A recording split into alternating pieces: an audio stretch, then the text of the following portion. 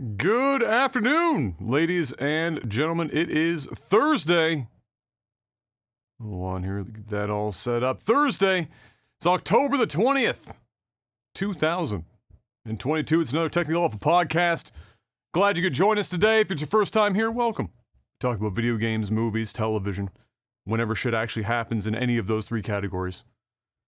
And other shit that people ask us and we answer them. We kind of just fly by wire. And it's going to be one of those days, too, because despite not being here last week, I mean, there was some news. There's not a lot of it. Small pockets of relatively large stuff. So we'll talk about what we got this week. We'll make it work. We always do. And for those of you who are here live, if you are a $5 Patreon member today, great news!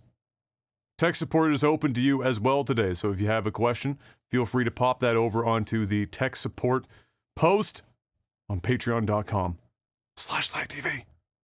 But before we get started, most important question of the week, Mr. Black, how was your last 2 weeks? Oh, it wasn't another week. You can't tell me that because your ass flew your shit to another province. That was fine. I went to Montreal for a couple days just to chill. Outside of that, man, I haven't done much, to be honest.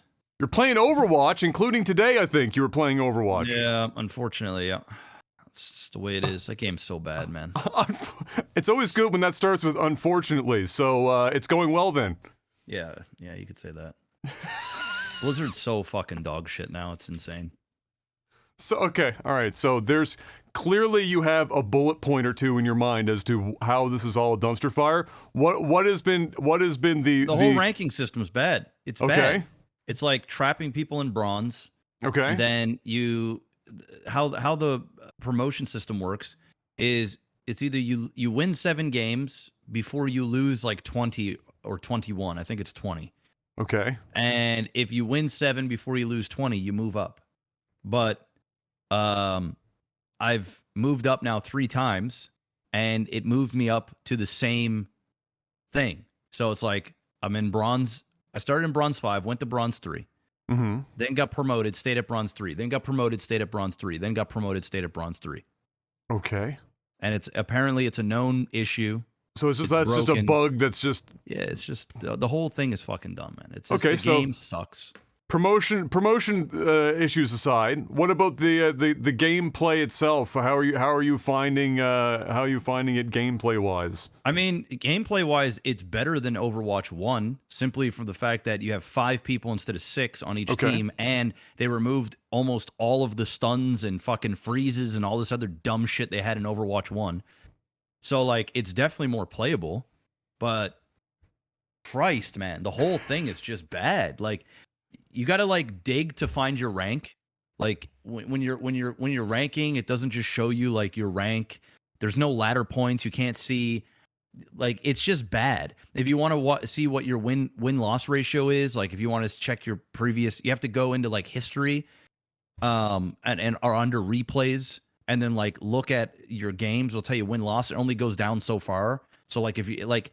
It's almost like you need to get a piece of paper and pen to like write down every time you've taken a loss or win. It's just the whole thing is a joke. It's a fucking joke. It sounds like one of their methods of trying to like make the game less toxic. 100%. 100%. But guess what? I told this on my stream earlier today. Is video games have gone soft, man. The whole industry, the world? Dude, the whole industry now is just a bunch of bitches. It's a bunch of fucking people that bitch and complain and cry. I'm in competitive, right? And I say it how it is because they got voice chat. So somebody's like doing something really fucking dumb. I'll call them out on it. I'll be like, dude, don't go up there by yourself. You're going to die and then they're going to push. They go and do it. I'm like, dude, you're trash. Stop. Right? And then they get in their feelings about it. Dude, I'm not joking. I'm not saying you're joking. I'm just seeing this all in my head. Yeah, continue. They get in their fucking feelings about it. And they're like, dude, calm down. I'm like, dude, if nobody's talking and I'm taking the initiative to call shit out, make plays, and I'm carrying every single game. This isn't like an imaginary thing where like I'm doing bad. It's like, it's just like, get me out of this hell. And I tell people, you're fucking trash. Stop playing. Like, they're like, well, dude, I haven't played this hero before. Don't play a hero you've never played before in ranked. And then they get their panties in a bunch when I tell them that they're fucking shit. But here's the thing. When they're doing good, I tell them, fucking, I hype them. I'm like, yo, let's go, man. Good heals, bro. Let's fucking go.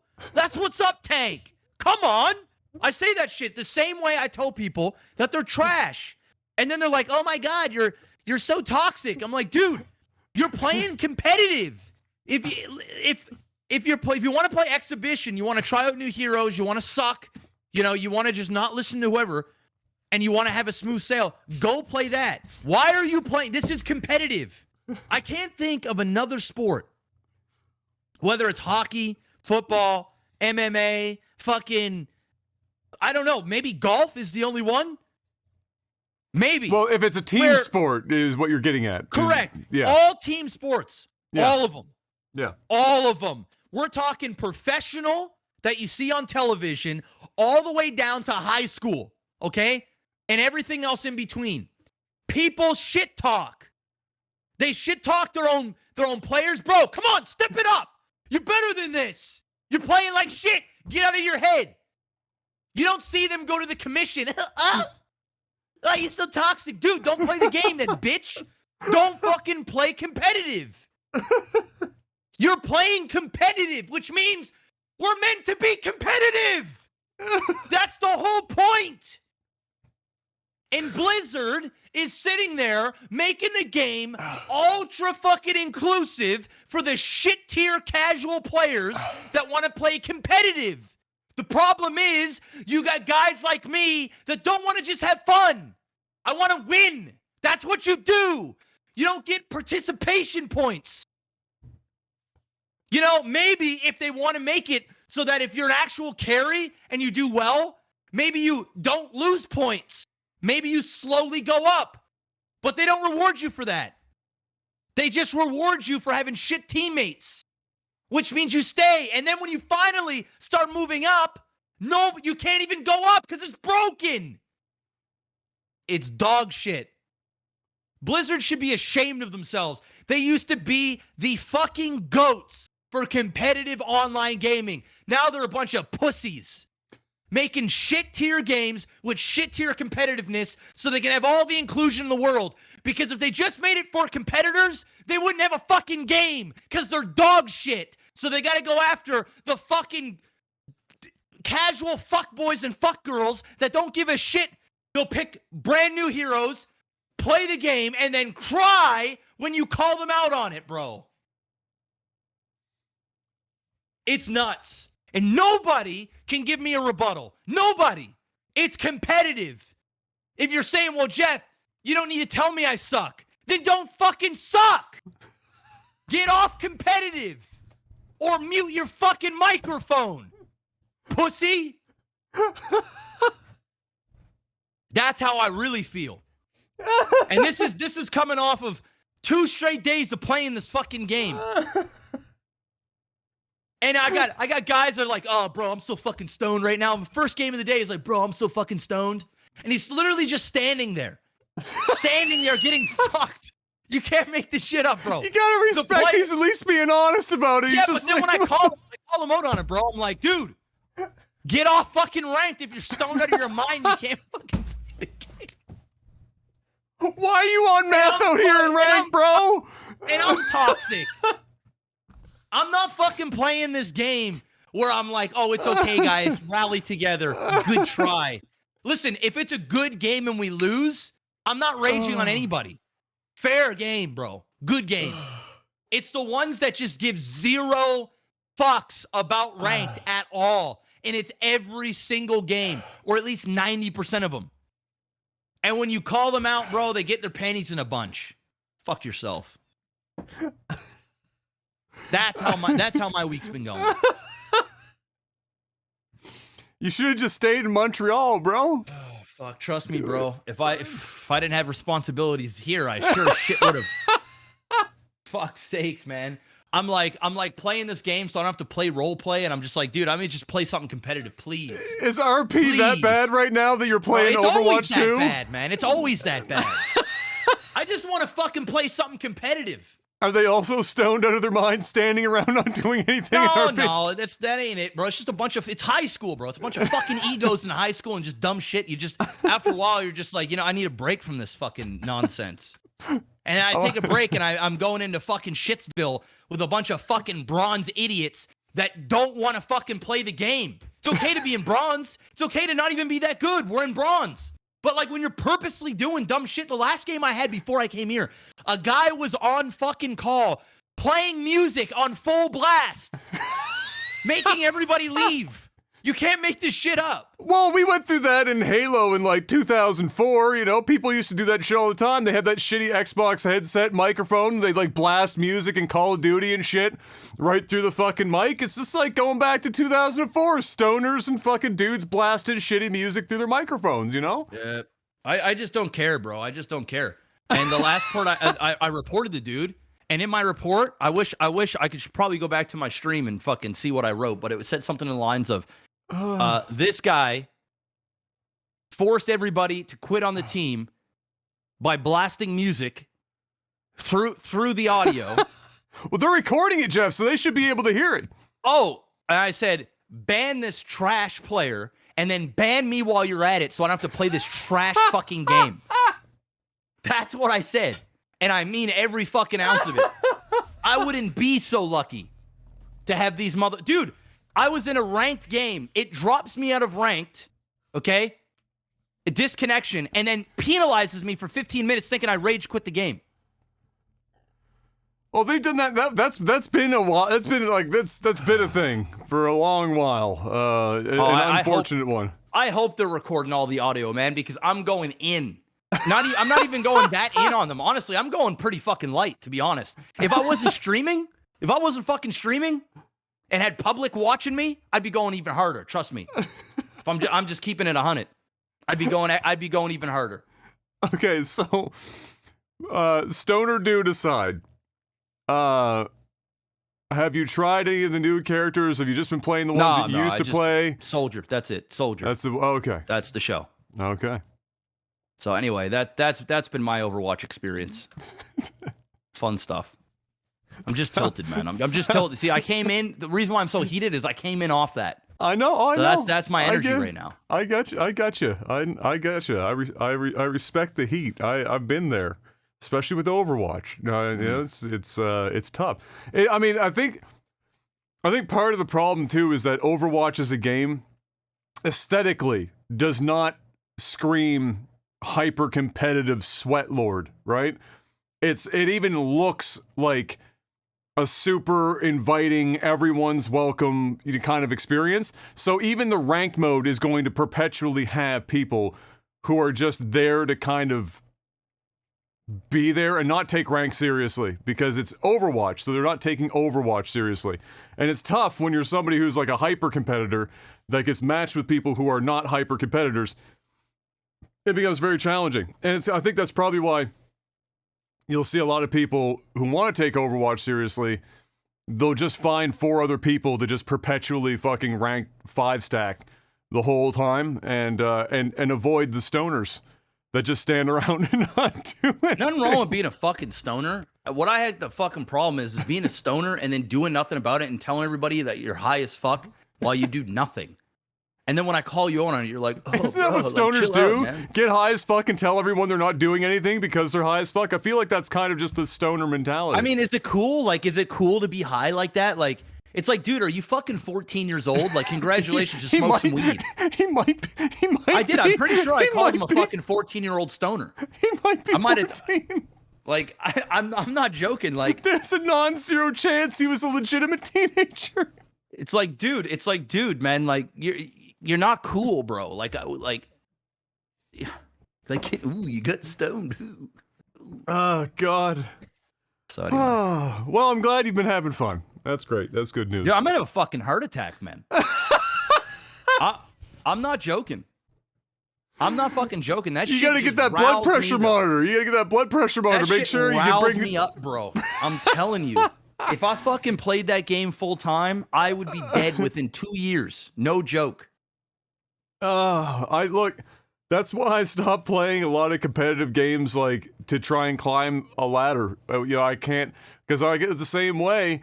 And that's whether it's a solo game or a team game. It doesn't matter. Like I'm harder on myself than I am on my teammates. I had to stop. It's not healthy. I don't know. I only have 14 hair left on my head. I can't afford to lose any more fucking hair. So when if I do like a game by myself, like if it's a Magic the Gathering or some shit, I just turn it into a meme. I'm just gonna build whatever the fuck I can come up with and see how far up the ladder I can go, instead of like going and getting like a meta deck off the internet and then actually legitimately climbing, because then I will also have a heart attack. I'll fucking be dead in the ground. Yes. No, like I can't. I'm not the type of guy who can separate that shit. And when it's a team game, then because then you have less control. Now you're relying on your teammates to also be good. So if you're having a really good game and your teammates aren't, and then it's just a fucking shit fest, man. It's tough. It's tough. Well, there you go. But Montreal was good for the short time you were there. Yeah, it was nice. It was good. It was chill. I just woke up and I paced the house. Kayla's like, "What are you doing?" I'm like, "Man, I just want to go to Montreal, I think." She's like, "Go." So I just booked a ticket. Within an hour and 10 minutes, I was on a flight. Gone. It's the most Jeff shit ever. I get a text and Jeff was like, "So I forgot it was Thursday and I'm in Montreal." Yeah, bro. That was that. I was like, what the fuck is going on? Jeff's in Montreal randomly on a Thursday. All right. That works. And you know what's unfortunate? A lot of people did not get my joke. So let me clarify for those of you who were confused about my joke about Jeff's absence, where I said he took a pill in Ibiza.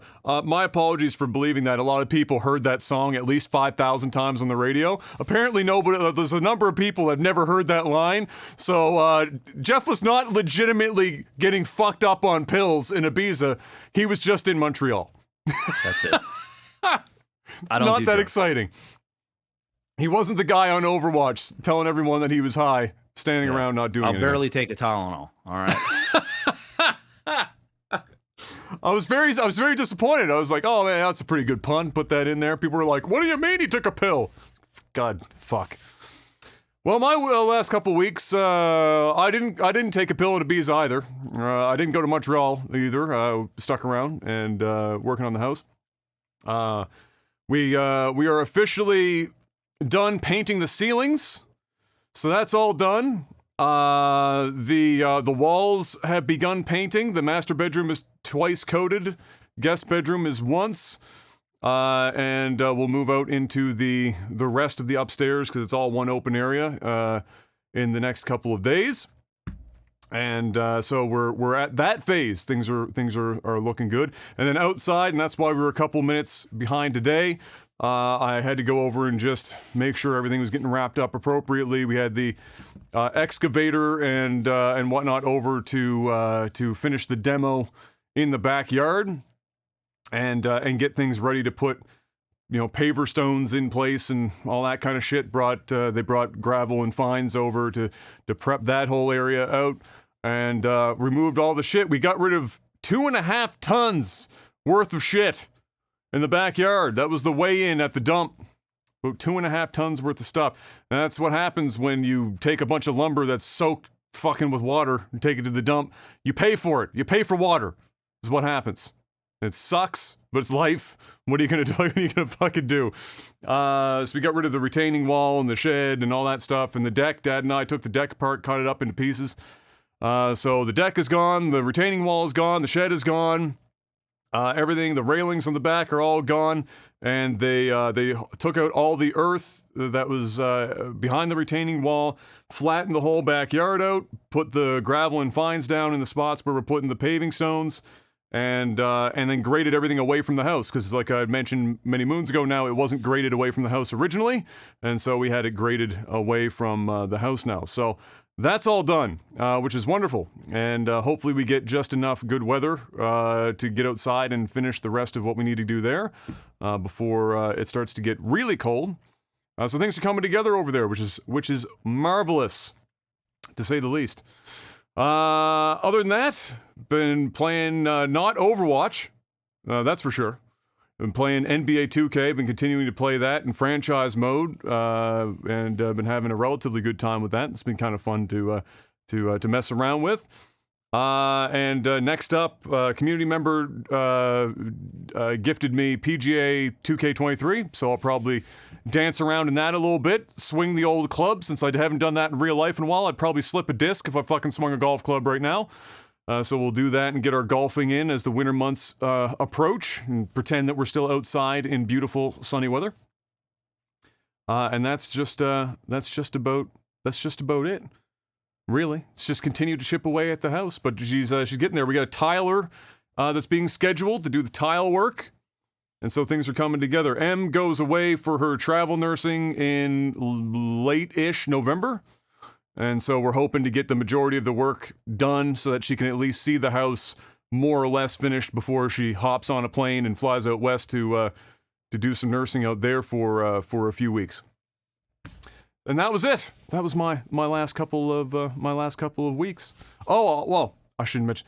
Very exciting, in a not super exciting way, but nevertheless, my life is barren of excitement. So it was minor excitement.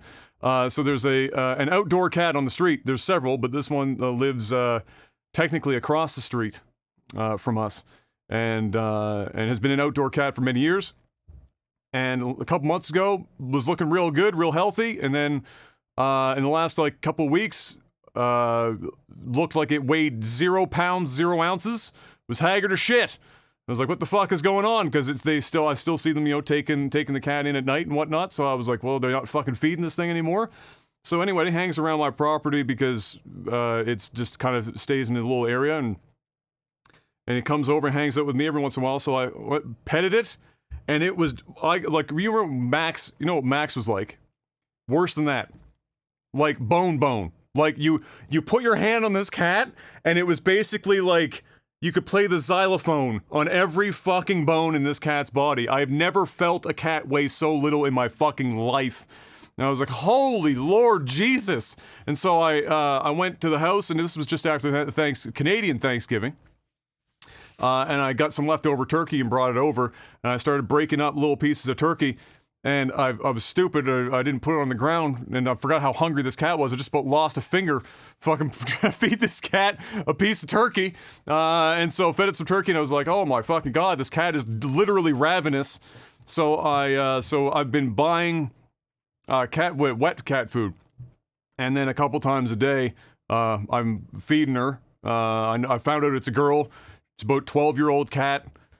It's obviously not sick because it eats like its life depends on it every time it fucking hits food in front of it. So they're just not feeding her, like, at all or not nearly enough.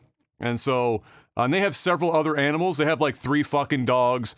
It's that family on the street. Sometimes you have the family that just collects animals. It's like Dr. fucking Doolittle.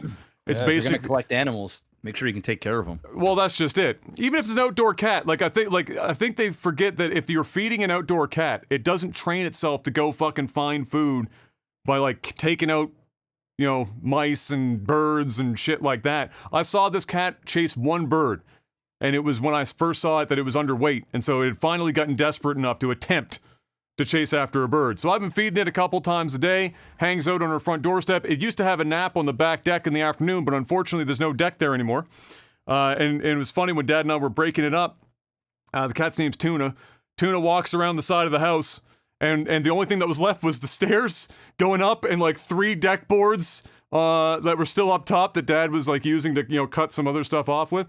And the cat walks around the corner, looks up at the missing deck, pauses, meows a couple of times, walks over to the steps, walks up the steps, sits at the top, looks at us, meows a couple of times, looks around, was like, what the fuck is this shit? Where the hell is my nap location? And then walked off the deck and took a nap in the driveway. So now she naps behind a bush in the front yard up against the house. Is a common spot. So I'm trying to get her weight up. My other neighbor is also feeding her. And so we're trying to get this cat's weight up over the winter, because if the temperature drops below fucking, 5 degrees, this cat's done for. It weighs nothing. So that's been my excitement for the week, is befriending the neighborhood cat and trying to get its weight up. and hopefully we can make the magic happen.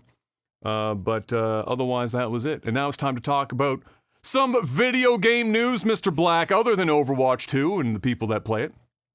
As wonderful as it was to hear that, it was refreshing to hear about the rigors of Overwatch 2 ranked mode.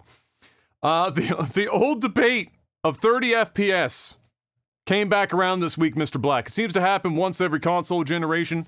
Is 30 FPS enough FPS? Is it really? Well, that's the question that keeps getting asked every time something like this happens. So, Gotham Knights, which is an open-world, action-y, almost Destiny-like game set in the DC universe, Batman-ish city, was announced to be running at 30 FPS on every platform. Other than, I guess, PC, should it ever, that would be the one standout. But everything else, PlayStation 5, Xbox Series X, Series S, doesn't matter. All of it's 30 FPS. There's no performance mode. So normally these days they'll have a performance mode where they'll turn the graphics down on the console. You get 40, 50, 60 FPS. They're like, nah, none of that shit. Locked hard at 30. And then they tried to describe why it was 30 FPS. And they did a poor job of it. And so the internet shit all over them, including other developers.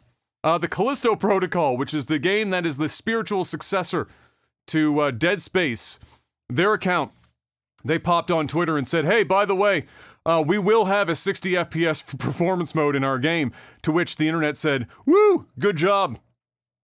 You did it. So my question to you, Mr. Black, as somebody who doesn't play too many games anymore, most of them are higher performance games because they're competitive in the first place, is 30 FPS in the year of our Lord, 2022, a target that should be ever targeted, or should 60 FPS be the new floor for games with this hardware that we've got now? Are there certain games that you're okay with being at 30, or would you rather everything be like, is 60, we should probably just be targeting 60 at this point in time, or what? I think it depends on the game, honestly. There are just some games that you don't need 60 frame, and then there's others where it's just like, you better not release it without it being 60 frames. So, I mean, I think they should be striving to get 60 no matter what, but there are games that, you can get away with it.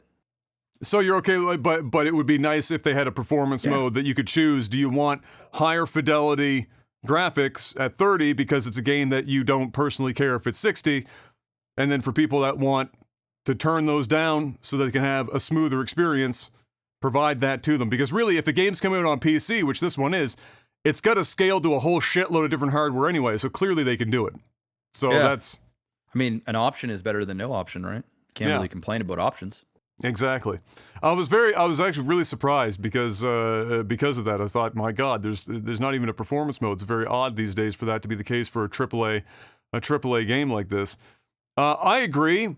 If I had the option, like if I was like some sort of god in the gaming market, I could have my way persuading the developers and publishers, 60 would be the new floor, I think, for me. We've got such powerful fucking hardware. Shit already looks really good. Most games, when they target 30 FPS, don't look so much better than 60 FPS games that it's worth losing half the frame rate. When we're playing on like much nicer TVs, way bigger fucking, they're all built for higher frame rates. Like the standard frame rate now on computer monitors is basically 144. And so, yeah, I think I would at least like to see options, because options are good. Like you said, I agree, options are fantastic. And I also agree that not every game desperately needs 60, but I would personally like it to be the new floor, with a performance mode being 120. Because graphics are nice and all, but it's really hard for me now, especially, to pick up some games and just start playing at 30 FPS. It just feels fucking weird. Like, it feels like there's input latency, because it's 30 FPS, but it just feels fucking odd. So unless I'm playing like The Sims, I don't necessarily need only 30 FPS. But nevertheless, that was another discussion happening around as usual. And then there was blame being passed around. Well, why is it only 30 FPS? Why isn't there a performance mode, and so the thing became, oh well, clearly it's because they have to, if you're going to release it on the Xbox, Microsoft forces you to also make it compatible with the Series S. You can't just make it specifically for the Series X, and the S is so much less powerful than the X and the PS5, and so that's got to be it. It's the lowest common denominator, which would be true if it wouldn't release on PC and then provide the minimum performance spec, which they have, which is way below the Series S. Way below the Series S. The Series S is just a 1080p console. So it's 1/4 the resolution of the Series X and the PS5, while still being very powerful for its size, and way higher spec than the min spec listed for the PC stuff. So it's not anything like that. It's just, and it's no, I think that's also indicative because most games have a performance mode in them. This is just a rare one in which they don't. Ultimately, it doesn't really matter because this game is getting mostly panned anyway. The reviews have not been great. It just started, the embargo, I think, lifted today. It's like 4s and 5s, couple of 6s strewn in there. So as it turns out, whether it's 30 or 60 FPS anyway, probably not worth picking up one way or the other. Well, it's still anyone's guess, Mr. Black, considering as to where the truth may lie in this next story. But Hellena Taylor, who is the voice of Bayonetta for the first and second game, posted a video requesting that fans consider not buying Bayonetta 3 as Platinum Games offered her only $4,000 to reprise her role as Bayonetta for the third game. Now, there's a whole rat's nest to unravel there in general, and of course, when this topic came up, it's a topic that not a lot of people know a lot about in terms of voiceover compensation for a bunch of various things, whether it's voiceover compensation for, let's say, books or commercials or video games or movies or anything. They all kind of can vary. And then there are minimums that can be paid if you are part of the, I don't think it's, are voice actors part of SAG, or is it a separate entity? I can't remember if it says separate entity from SAG. I think that there is a SAG, but there is there's a specific union. There's that like lists your sure minimums, your day rates. A-list actors and stuff, because they do voice acting as well. That would all be part of SAG. But yes, there is a union side, and then non-union. So they obviously at least, she must have representation. Oh, definitely. Oh, yeah. She has representation. And so there are minimums and whatnot, but she felt insulted by the $4,000 offering for doing the entire game. And eventually they couldn't come to she said that they couldn't come to terms. And so she was fired from or left the project.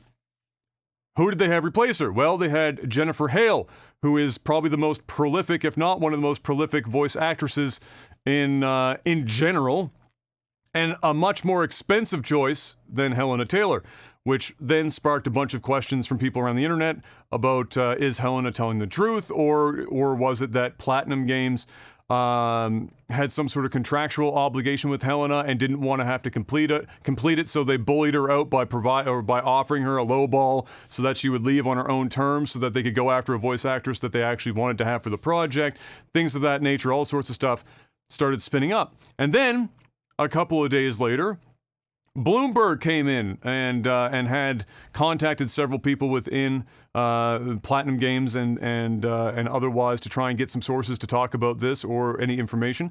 And as it turns out, what they're saying internally, and multiple people, including another publication that checked their sources separate from Bloomberg and were told the same thing, she was offered $4,000, yes, but for 4 or 5 sessions.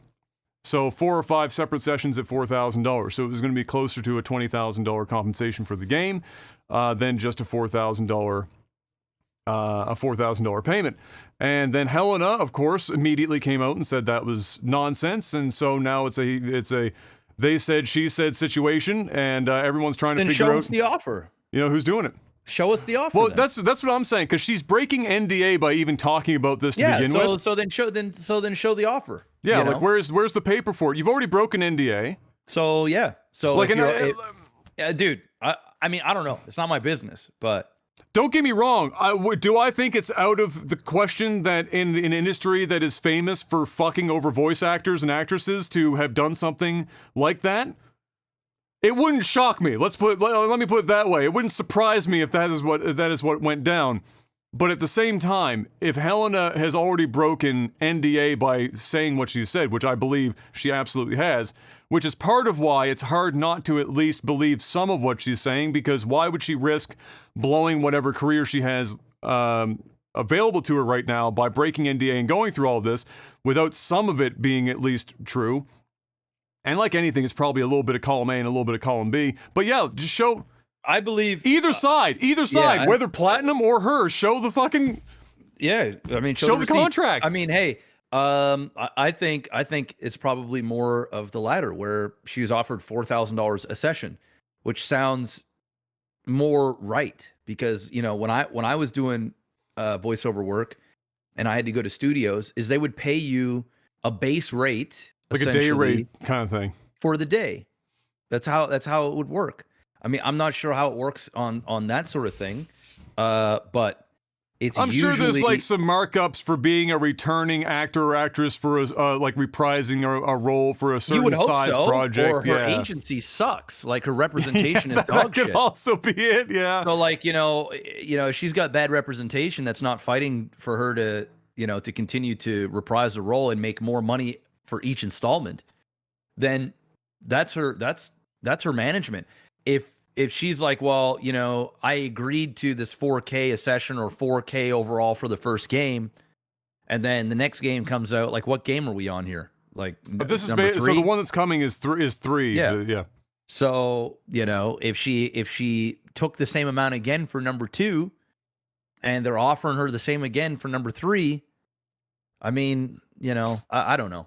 It's a he said she said thing, right? Yeah, so it is. It's like it is what it is. And we need receipts. And maybe that will eventually come around, whether it's from them or somebody just leaks a document internally to finalize, what's going on.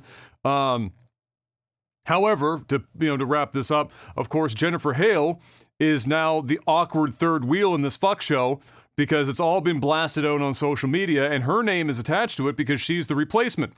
And of course, she's now catching fire from people because they believe that she is now, supplanted Hellena as Bayonetta, as this new voice for Bayonetta, when in reality she just took the job that was being offered her, and she's under NDA and she ain't breaking NDA. So she wrote a message. She wrote a message and said, "Look, I can't talk specifically, but I hope that everyone involved here, that this all gets sorted out as amicably as possible. But I'm just here doing my job, yo. That's it. I got That's all I'm job. doing. I'm taking it. Doesn't matter what I got paid. It's none of your business." And that's that. Move on. Yeah. So we'll wait and see if any receipts come out. However, Hideki Kamiya, which I probably just blasted that name, the game designer lead for Bayonetta, like the whole series, and famous for blocking anyone who responds to his tweets in English, and literally everyone. I mean, the man doesn't miss. Anyone that responds in English, it's an instant block on Twitter. It's a very weird fucking quirk, but he's famous for it. He disputed, of course, also the claims of the 4K offering, and then went on such a blocking spree afterwards, because people were just fucking reaming his asshole all over Twitter for this shit. And not just in English. This man was blocking Japanese, English, Spanish. He was not being picky. And he blocked so many people that it kicked over the fucking like bot activity on Twitter, and his account got fucking suspended for a while, and then it was deleted. The account didn't exist for like a day or two. It's back up now. I checked today, and the first tweet that this guy puts out is, "Be warned, I will block everyone with impunity to, like, whoever fucking talks to me about this shit." Good on him. Like, if you don't want to listen to it, block people. You've got that option. Dude, it's just so funny to me. It's just like, why even have social media at that point? Or like, why even have replies available? Like, just turn the replies off. Like, if you're gonna go on social media and you're gonna block people that reply, just fucking turn the replies off on your tweets. Just like don't allow them to be retweeted or fucking whatever. Or just use it as a place to announce shit for yourself. But clearly he likes, you know, a little bit of a power trip for him, I'm sure. He feels a little good about himself. But nevertheless, very quirky individual and very interesting situation. And if we find out more, I'll try and keep track of it for future podcasts. Now, Mr. Black, I think the only other thing than Overwatch and Overwatch memes on the ranked ladder that you like talking about more, that's Twitch and Twitch ads.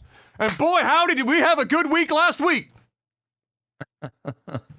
We had just about everyone come out the woodwork, whether they were a major streamer or a minor streamer, or I even hopped in there and showed everyone the incredible offer that Twitch had provided me for 190 hours for $96.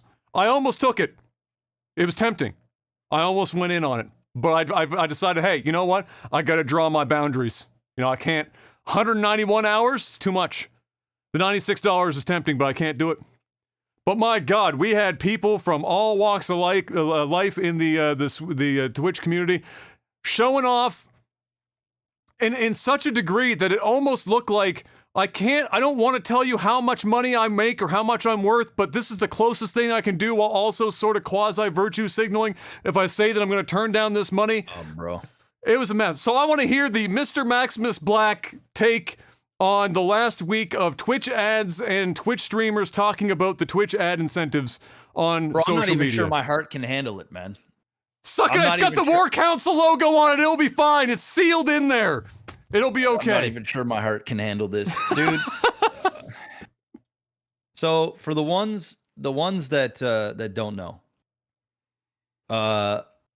Twitch has an ad incentive program where, and we talked about this not too long ago. It happened like maybe 1 or 2 podcasts ago. It was the last podcast, not because we didn't have one last week, so it was the one before, and then lo and behold, here we are. And there I was telling everybody where the site is going. All right.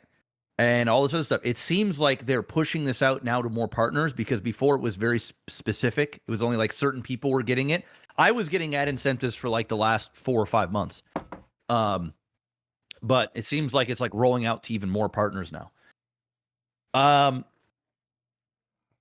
You know, I got so much to say that I don't even know where to begin. From the beginning. So for those who don't know, put this in layman's terms. Twitch is offering streamers a percentage of the actual ad fill. So it's not necessarily a CPM per thousand.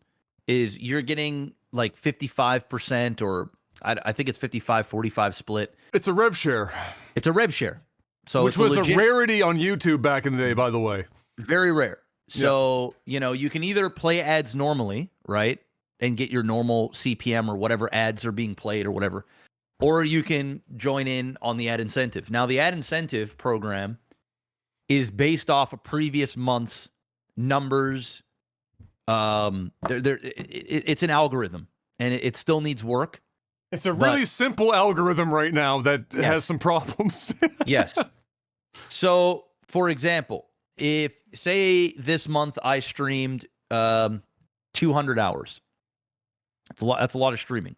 All right. So, but say I had, you know, there was a month, new game came out. Maybe I was playing that a lot more. Spend 200 hours playing.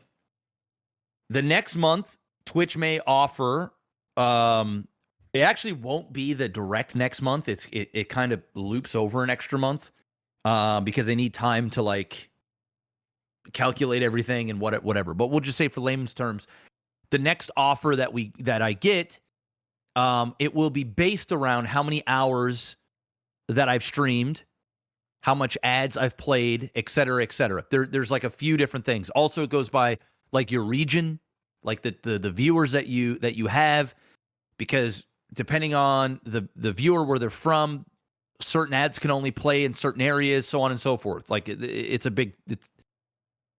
there's a methodology to it. So their offer might be, say if you had 1,000 concurrent viewers, they might say, okay, we're going to offer you $7,000 if you stream 200 hours the next month and play 7 minutes of ads per hour, right? And it can be anywhere from like 4 minutes. I've seen them as low as 3 minutes, but I think 4 is like sort of the low end, all the way up to 10 minutes. I've seen 4. The ones I've seen most people post 4 to 6, I think, has been the majority. I think 4 is like sort of the bottom. I did see 3, I think, from somebody's, unless it was I did see 1.9. I saw 1.9. Well, I had my offer this month. There was a 10 minutes of ads, right? Hot damn, they're coming for 1/6 of your playtime, bro. Yeah, bro. It was like there was an 8 minute, a 9 minute, and a 10 minute, right? It was like, I'm not going to play 10 minutes, right? It's even tough to play 8 minutes, but so people, you know how the streaming world is, and it's not even just the streaming world at this point. You just know how the internet is. Okay, so, and I talked about this, just so you guys know, I'm not blowing smoke up your ass, but I talked about this a couple of weeks ago when I told everybody the amount of money that you're making in ads makes the sub revenue look dumb for the top, we're talking the top percentage of streamers, right? You know, for smaller streamers, you know, subscribers is huge because, like, you're not going to make that much money in ads, and if you have a small viewership, you don't want to blast ads anyway because you're not going to be able to grow, essentially, or at least you're gonna stifle that growth, or stifle. Is that the right word? Yeah, stifle. Yeah, stifle. So, essentially, we had some streamers, and we're not talking your everyday streamers, but we're talking some big dogs and dogettes, take screenshots of their ad incentives, post them on Twitter, and say, and we're talking some of these ad incentives were 30, 40, 50. Dude, I've seen them at $250,000 plus. Okay. Okay. And these are just the ones that are showing. Yes. Right. These are the ones choosing to show you. Choosing to show. Okay. Yeah. So, but what they're doing is this, and I called them out on their shit. I didn't give a fuck. I just like, because it actually pissed me off. Where they were also misinforming people about it too. Which was even worse, right? Which was even worse because anyway, I'll get to it. So they go on $30,000-$40,000 ad incentives where they have to play 6 minutes of ads for 145 hours or 150 hours of streaming a month. Now they go on Twitter, they take their fucking their screenshots, and they're like, "Hey, chat, I'm gonna decline this offer because, you know, I don't want to put you guys through this. Twitch, do better." Right? Do better, Twitch. And, you know, it just, like, a bullshitter can't you can't bullshit a bullshitter? Fake a bullshitter. You know? I know the game, man. I played the game for a long motherfucking time. I know the game. I know what these motherfuckers are doing. And the thing that pissed me off about this is watching these streamers have ad incentives worth more than the average viewer's yearly salary in a month. And if if a viewer's making like 6 figures in 2 months, right? Just in ads. Go out and say, "No. Fuck you, Twitch. Why are you doing this?" And, you know, for a lot of streamers, because, you know, the ad fill is great for me. It's great for a lot of streamers. But it's the top percentage that are so rich that so they're so very fucking like, and I've been saying this for years, guys. Like, I make good money and I'm a fucking nobody. Straight up. I'm a fucking nobody. I stream most of the day today with 160 viewers playing Overwatch. Okay? And I make more money than the vast majority of viewers that are going to watch my stream. And I'm a fucking nobody. Okay? These guys and gals are making millions of dollars with an M. Millions a year.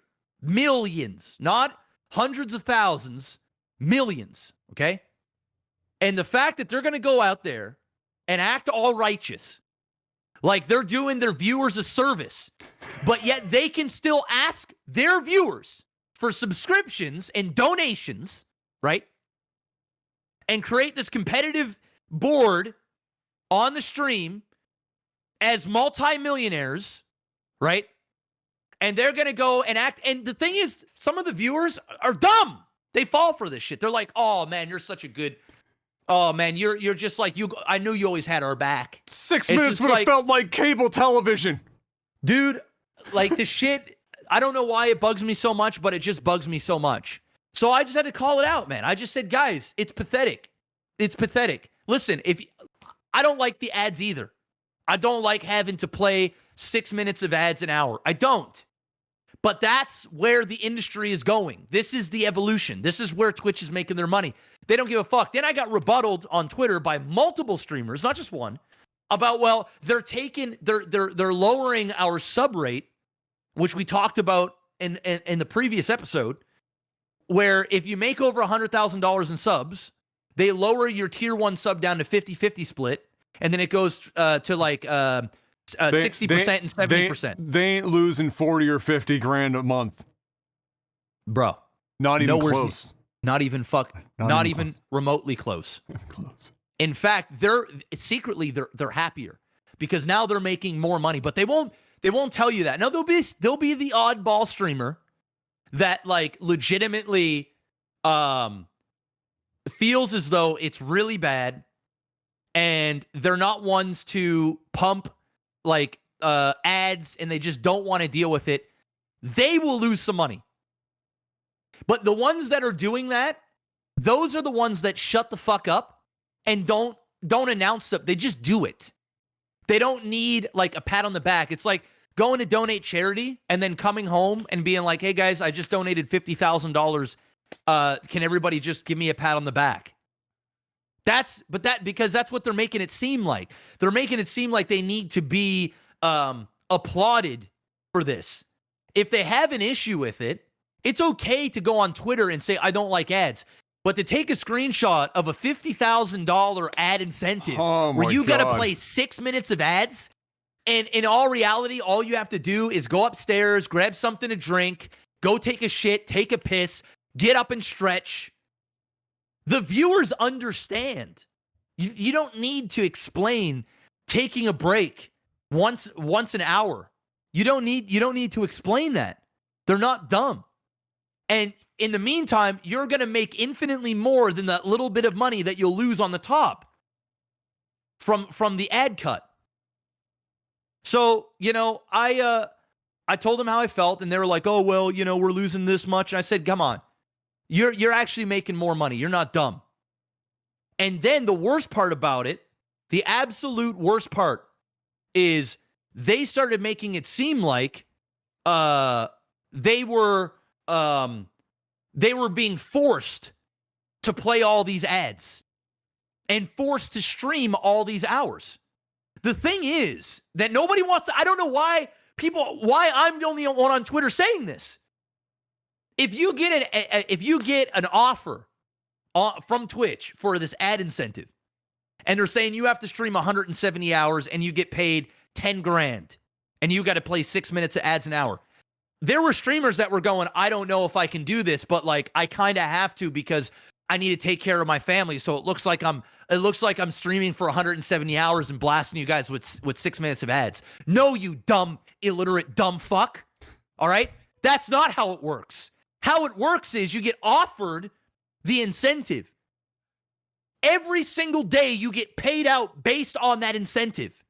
So which means if you were to stream 12 hours of that 170, they will pay you out per day as long as you were playing that 6 minutes of ads. Or if you, for half of those hours, you played 6 minutes of ads and the other ones you didn't. It doesn't matter. They're gonna pay out by how much you did, which means if you don't finish the 170 hours, it's not an all or nothing deal. You still get paid out. Which means if there are times in your stream where it isn't just working out and you have too much going on and you don't want to play your ads, don't. You can accept the ad incentive every month and not play a single fucking ad. You just have the option to get a 55-45 ad fill split. You ungrateful, arrogant, all up on yourself fucking cunts, man. I'm tired of it. And I think the thing that pissed me off more is I didn't go to TwitchCon, but hearing the fucking people that work there saying how fucking rude and ignorant these streamers were. Oh my God, and how on their fucking high horse they were, and how Yeah. disrespectful they were, and the stories I've been hearing. These guys think they're fucking celebrities. You're fucking gamers. You're not that important. Myself included. Get over yourself. So instead of ruining it for everybody else, you want to fucking get your clicks and your tweets in, and you want to look like you're fucking cool. It's ridiculous. I'm sorry. Now, to the ones that are upset about it, and they're chill and they're not taking screenshots and acting all high and mighty, talk your shit. Go on Twitter. Tell them how much you dislike playing ads. Tell them how much you dislike where Twitch is going. Nothing wrong with that. But when you want to act like a righteous asshole because you got to play 6 minutes ad to make 50 grand a month, Bro. and you don't even have to do it, and it's the same fuckers that are doing uncapped subathons, bagging their fucking Twitch viewers to subscribe to VODs. How does that make any sense? And then you can cheat the system by running your VODs and getting a better ad incentive because you've streamed more hours. We're not stupid. Maybe your viewers are, but I'm not. I know what you're doing. And I bet you sure as shit are playing 10 minutes of ads, 12 minutes of ads, 30 minutes of ads an hour while your VODs are going while you sleep and print money, you ungrateful fucks. It just pisses me off, dude. Now, not all streamers are like that. I get it. But it seems like some of the ones that have been super vocal about it and giving off bullshit information about how it actually works, those are the fucking greedy ones, acting like they're doing everybody a service. But really, they're just printing money behind the scenes and acting like they're upset about it. But in reality, they got no problem taking tweets about their fucking fancy dinners and their new Lamborghini they just bought and the fucking trips to LA and the fucking bling and Rolexes and the big trips and the yachts they chilling on over at TwitchCon and all this other fucking shit and their $70,000 purses and whatever else fucking nonsense. But yeah, you got a problem when you're offered $50,000 ad fill? Come on, man. Get over yourself. Like, make your money and shut the fuck up. That's how I truly feel about it. And I'm a capitalist, bro. I'm all for people making their money. I'm all for it. Print your money. Run your subathons. Sit in your fucking bathwater in your bikini and write on yourself. Make your money. I'm all for it. But you can't fucking bitch and complain and bite the hand that feeds you. Dude, I come from an era where you wouldn't be the top 1% wouldn't make $50K in a year. There was no money to be made. But they're so rich. Think about that. When you can say fuck you to a $50,000 ad fill a month, just imagine how much money they're making, guys. Just imagine. It's easy to sit on your high horse when you're making millions of dollars a year and shit on how everybody else is putting food on the table. When you've got brand deals worth 7 figures, you're making hundreds of thousands of dollars a month in ad revenue. You're still collecting donations. You're still asking for those subscriptions and those Twitch Primes. Come on, man. That's how I feel about it. I know I ranted, but like, dude, no, it's that's not painful. a rant. It's all facts. It's all facts. It's not a rant. It's reality. You know, when I was watching you respond to them, and none of them rebutted me. Not one. Because you did, I didn't even bother to fucking go. Because the thing that bothered me the most is what you touched on there. 2 things. One was that either they, and I'm not saying that this isn't the case, because I don't think that Twitch has made it so abundantly clear that it's not an all or nothing deal. I'm sure some people legitimately thought, reading on their back end of their dashboard, I have to stream this many hours to attain this.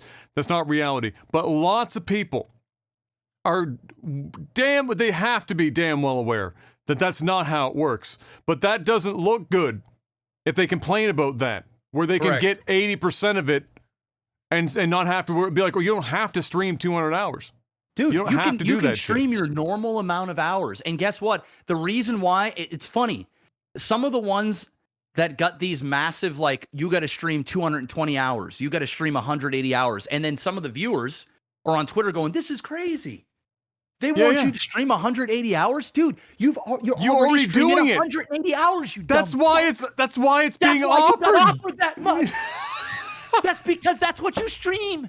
They didn't look at the back end and go, oh, they streamed 60 hours in the last month. Let's offer them a 210-hour fucking deal. It's unfucking believable.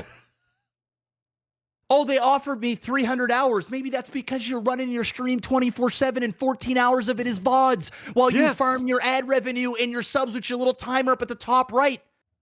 That's why you got offered that much. And that's why you do it, because you love those ad incentives. You can just print money because the whole system's broken right now. And while it's broken, you can print your money. But go ahead, complain on Twitter. Boo fucking who.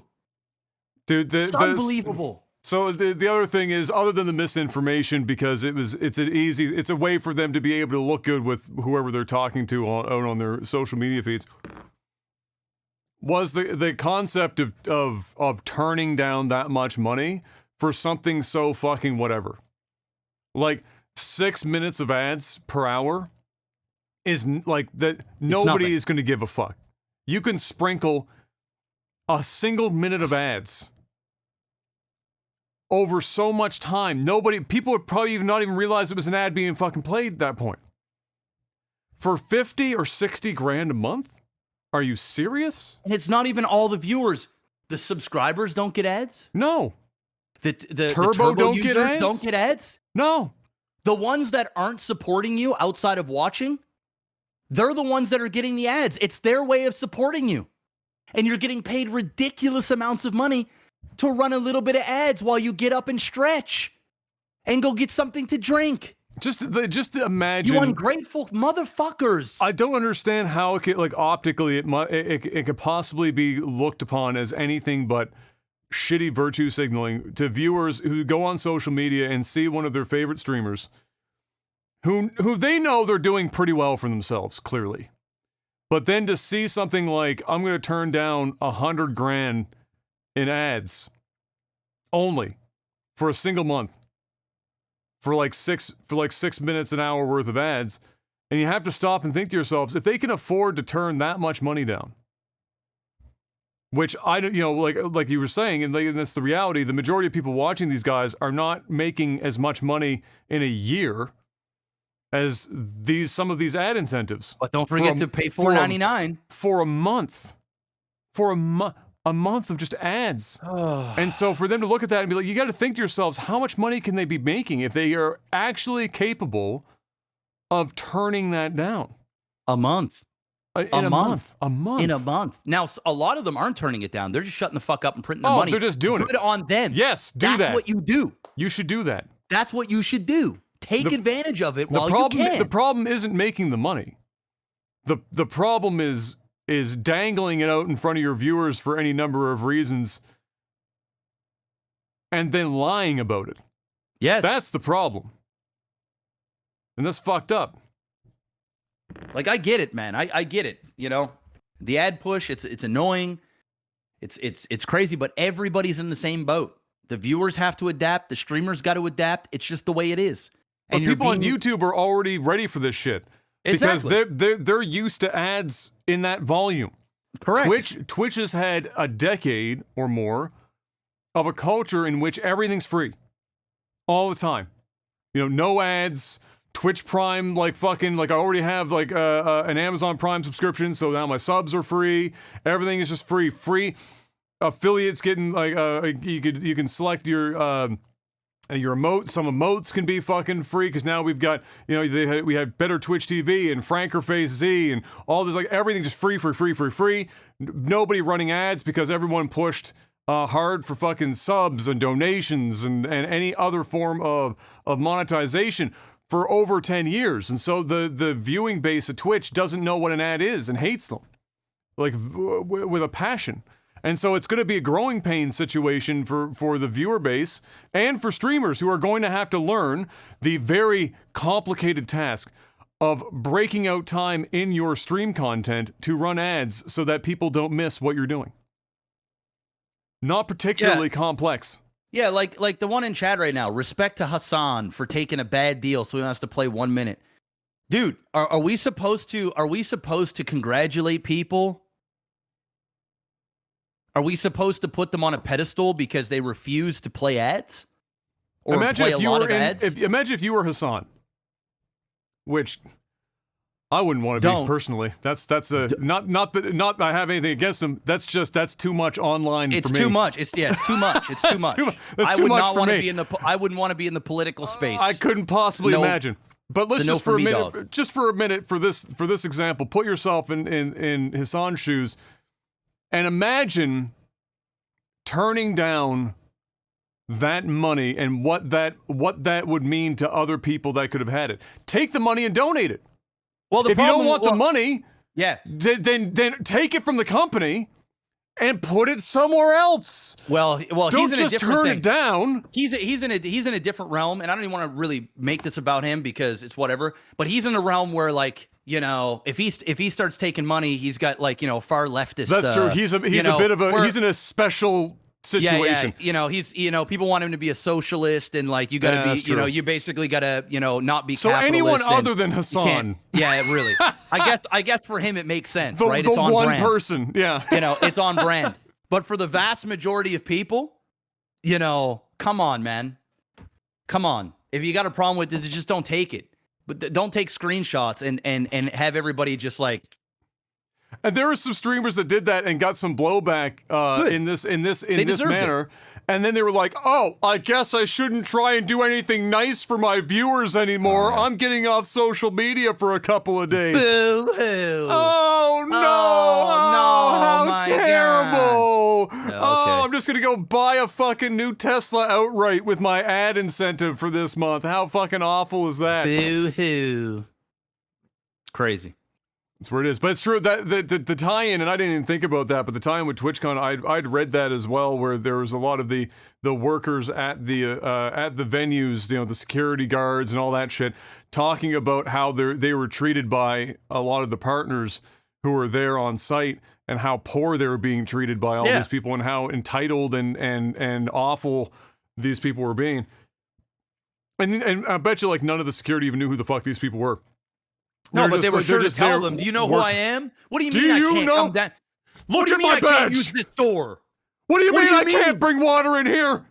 I got 3 million followers on Twitch. I got a $70K a month fucking ad incentive. Just the ads, bitch. I'm recording your scum ass right now, poor broke bitch. I'm gonna put you on my Twitter on blast. Motherfucker, let me through.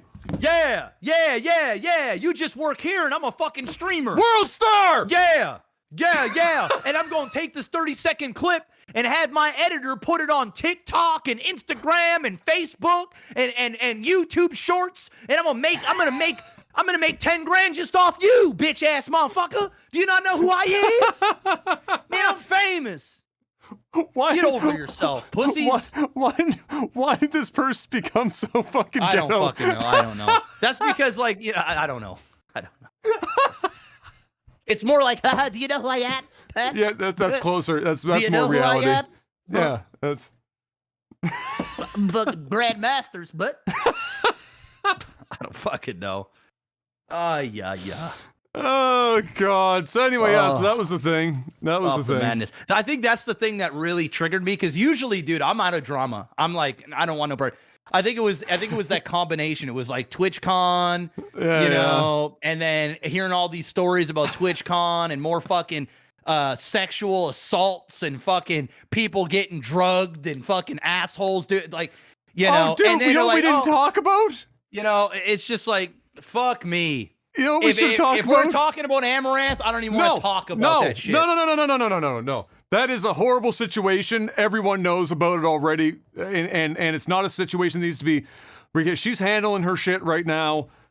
She's got a bunch of friends looking out for her. It's a fucking horrific fucking thing. And I said this on my stream, not shocking to me in the slightest that somebody in that space found themselves in such a shitty fucking kind of a weird power dynamic in a relationship like that. It wouldn't be the first time. Nope. And it ain't going to be the last time either. Nope. So, you know, all the best to that situation and to have that fucking sorted out, which apparently it seems, from what last I've read, going in the right direction. No, I mean the memes at TwitchCon, that fucking foam pit of death. Oh, God. Yeah, holy crap, dude. Girl broke her back. In two places. Somebody dislocated their knee. There was like 5 other injuries. There's a broken foot, a dislocated knee, a twisted ankle, the broken back in 2 places, and at no point in any of these injuries did the people there stop and go, maybe, They're possibly getting sued. There's gonna be some lawsuits. There's gonna be some lawsuits. You're looking at it going, I'm looking at the foam pit going, that shit's only like 1.5 foot deep. They ain't, there's not a hell of a lot. And then I thought in my head, I was like, all right, well, they got like a foam pad. You know, like back in the day in school when you used to do like the gymnastic concrete, shit. bro. It was straight concrete. Concrete. Just straight fucking concrete. And they were like, oh, well, they weren't supposed to jump into it. It was just if they fell into it. Well, okay, even if you, like, some people were big enough that they fell into that shit, they're hitting the fucking bottom. Crazy, man. It's only 1.5 foot of foam. Crazy. She's apparently, as best as one could possibly, after breaking their back in 2 places, from what I read earlier today, in the right direction. Chiefly has control of her own bladder again. So that's a fucking positive. And somebody was like, well, they had a waiver you had to sign. Let me tell you about waivers. The moment somebody breaks their back in 2 places, that waiver doesn't mean anything anymore. That waiver, in no way, shape, or form in that waiver did it say, I waive my rights to hold accountable the parties, you know, whatever. I think it was like Lenovo and Intel or some shit. Ain't doing shit, bro. I'm gonna be honest. And then like, if I break my back, I'm cool with it. Like that ain't doing shit. Especially this shit happened in California. Yeah, no. And so many people got injured. Nah, bro. Oh yeah, well it's gross. It's like what was it? Gross negligence for the construction of the pit, and then gross negligence of continuing to operate the pit after all of the injuries. Yeah, no. Like you see a dislocated fucking patella? No! Stop it! That's it! Party's closed. And then a foot breaks? Okay, now we really gotta shut down. Broken back? Oops. And the video? Oh my god, dude. Oh, the guy. Oh yeah, she's fine. She's okay. She's fine. She's just one with the pit now.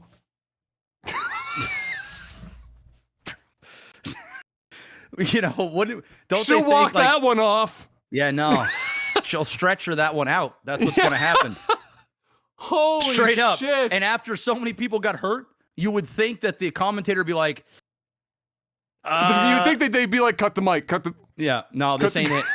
If I was the commentator, I'd have been like, guys, I'm not even commentating this anymore. I don't even want to be attached to this. No, I'm gonna go home now. Yeah, whatever you're paying me, keep it. I'm good. I don't want to be associated with this whatsoever. No.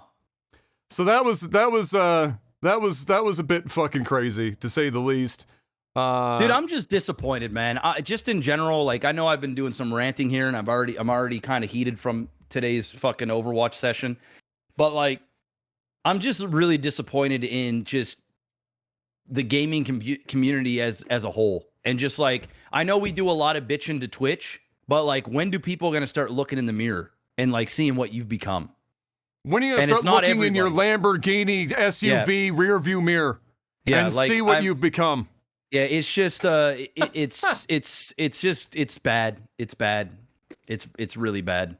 But it is what it is. It is what it is. Just the amount of toxicity in general. Like when a girl breaks her back, you know, instead of like a huge outpour of like, holy shit, everybody's memeing and fucking Dude, saying inappropriate Dexerto stuff. posted the art. Did you see it before they deleted the fucking the tweet in the article? Dexerto came out and was like, X. I think this is paraphrasing, but you can find it on the Wayback Machine, I'm sure, or just all over social media. It was something to the effect of, because she was an ex porn star or actress. And they said, like, ex-porn star gets back blown out, but not the way that you might think. Oh my God, they didn't say that, bro. They didn't say that shit. That was a thing that happened. That happened. No shot. They said that shit. Which is fucking insane. That's edgy, bro. That's edgy. That, I mean, when they sat there and you know, they typed that out and they're hovering their hand over the fucking mouse button, and they're looking around the office going, so are we really doing this? Unbelievable. And somebody come out of an office in the back and said, "Fucking press the button." Okay. And then they deleted it. Oh, it's gone. Oh, I deleted it. Of course it is, yeah. bro. That shit is so uncalled for. I mean, you could Jesus, man. I mean, you don't say. Even if everyone probably had a fucked up, stupid mind, that's the first place it goes. But you what the fuck? You don't. Come say on, it, bro. You know, holy you don't say it. Shit. The girl's in there suffering right now. My God. There's a time and place. You know, if you're a stand-up comedian, there's a time and place. 6 months from now, and she's recovered fully, or as fully as possible, and you've probably cleared the joke with her ahead of time, then you do it. Yeah, then you're good. Yeah. Before that, my God, what the fuck? Anyway, that was definitely the craziest thing I saw in regards to that shit. That was fucking insane. The UK, to bring it down a notch in a totally different fucking direction, the UK regulating body is still on the Activision Blizzard buyout case, and Microsoft has officially responded to the phase 1 of that inquiry with an unsurprisingly deft hand, because Microsoft is paying lawyers a probably untold amount of money to make sure that this goes through, whether or not the UK regulatory body wants it to or not. And so they finalized that. The body was like, you know what? We don't like it. We don't like your responses. So we're going to go ahead with phase 2. And now you might think, for a major regulatory body investigating and blocking monopolistic behavior in business throughout the United Kingdom, that it might be a very sophisticated and in-depth process, phase 2, especially when they're calling them in phases. I mean, that just reeks of some sort of very high-level and in-depth analysis. And actually what phase 2 is they ask people in the general public, hey, what do you think about Activision Blizzard being bought out by Microsoft? To which the random person eating a fish and chips and drinking a fucking beer at 2 PM out in the street goes, who the fuck is Activision Blizzard? And they say, noted, thank you, and walk away. So I don't know what the fuck this next phase is going to be like, but they're going through it, and we'll find out what comes of it. But it's a complete fucking mess, and it was just so perfect and funny, because the next point on one of the next points on my list here, like Sony going out of their way to complain about exclusives and money hatting, which is the term of just going in and sweeping in and buying shit out for exclusive kind of deals and buying it out from a competitor and things of that nature. So Sony going through all this pain and suffering of twisting the UK regulatory body's arm, and then not even 24 hours later, Konami comes out and does a giant Silent Hill show. Hey, it's time to find out what Konami's going to do with Silent Hill other than pachinko. And so everyone tunes in, and by tune in, I mean they just watch the video, because it's been so long that Konami hasn't had to do anything that they forgot how to premiere a live stream, and instead they just posted the fucking video instead. So everyone just watched it ahead of time, and nobody had to wait for the fucking premiere to happen. So everyone watched the video and found out ahead of time what was going on. Just a 5-alarm fucking fire from Konami. And in it, we discover that, sure as shit, Silent Hill 2 Remake, 12 months exclusive time for PS5. And so just the great irony of Sony working really hard to stop this because they're worried about exclusives while still money-hatting their own timed exclusives and permanent exclusives is just so on brand and incredible. And not to mention they are still the market leader. Microsoft is third place in this market. Just want to remind everyone that they are a distant third place in the market. And so it's just a funny fucking set of circumstances for that to happen within like 24 hours. But that is my segue into this, is that they did have the Silent Hill thing. So Silent Hill 2 Remake, it is happening. It is through Team Bloober, which means I already have no hope at all. It's gone. My hopes are gone. We got a little trailer for it to which James looks like he's done meth rigorously for a long period of time. And maybe that's the new way of getting into Silent Hill. You do meth. I don't know, but in that iconic opening scene in Silent Hill 2, and Jeff, you would know which one, where he walks over into he's on the side of the road, and there's the public bathroom, and he walks into the public bathroom, and he leans over into the mirror, and he's looking at himself in this dark bathroom, and he sees himself in the mirror. They recreated that scene, and I swear to God, he looks like he's about 63 years old and haggard as shit. And then they put a side-by-side of like old James from the CGI in the original games and new James. Meth not even once. It's fucking terrible. And so the art direction for the character design, I'm interested in what some of these other characters are going to look like because James is already looking fucked up. But Team Bloober, not a great track record. They did the Medium, which was middling at best, and they got lambasted for basically saying that people with mental health issues should die. In their game. So that was a fucking good one. And so you would think, hey, a game like Silent Hill in which it's all about guilt and mental illness and the processing of actually having, well, I'm not going to give away everything because it would be a spoiler for those who haven't played it, but there's mental health involved. Why not give it back to Team Bloober? That sounds like a good idea. But they've literally barely done anything worth playing ever. And unfortunately, Konami said, yeah, give it to them. Why not? So we're going to see how that goes. It's being done in Unreal Engine 5, so it will look really pretty, except for James, who looks like he's on meth. And everything else looks great, though, and hopefully it goes over at least a little bit well. They are dangerously redoing the music, which is a bold fucking move, Cotton, but here we are. And it's going to be an over-the-shoulder view. So basically, I believe they took my recommendations a little too much to heart, Mr. Black, when I said, look at Resident Evil 2. Do that. Little too literal. Looks like they're trying to do exactly Resident Evil 2 and then paint it Silent Hill 2, so we'll find out how that all pans out when the time comes. We have no date whatsoever, which means it's probably not going to be until next year, maybe, so we'll have to wait and find out. But they also announced 2 more Silent Hill projects, Silent Hill Transmission and Silent Hill F, to pay respects. I have to believe is in parentheses in there somewhere, and if not, I'm sure it will be all over the internet when the time comes. Both of those are different games, and one of them hasn't really been, I think it's F, hasn't really been explained all that well. I believe Transmission is being worked with as an interactive experience where the audience gets to choose the direction of how what the characters are doing and shit. And I think they're working with Annapurna on that, peripherally. I don't know about F. I don't know what the fuck that's going to be. But either way, I don't know how to feel about this as a Silent Hill fan, because on one hand, this is the most Silent Hill Konami has ever fucking talked about in like a decade. By miles. Like 3 games in one fucking weirdly announced video on YouTube.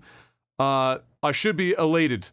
On the other hand, none of the teams that they're particularly working with give me any hope that they're going to turn out great. And it's also still Konami. So that's a problem in and of itself. But we'll wait and see. I'll try and remain hopeful. Right now, the best way of playing Silent Hill 2 is either the PS2 version, whether you own a PS2 or you emulate it, or the PC version that's modded.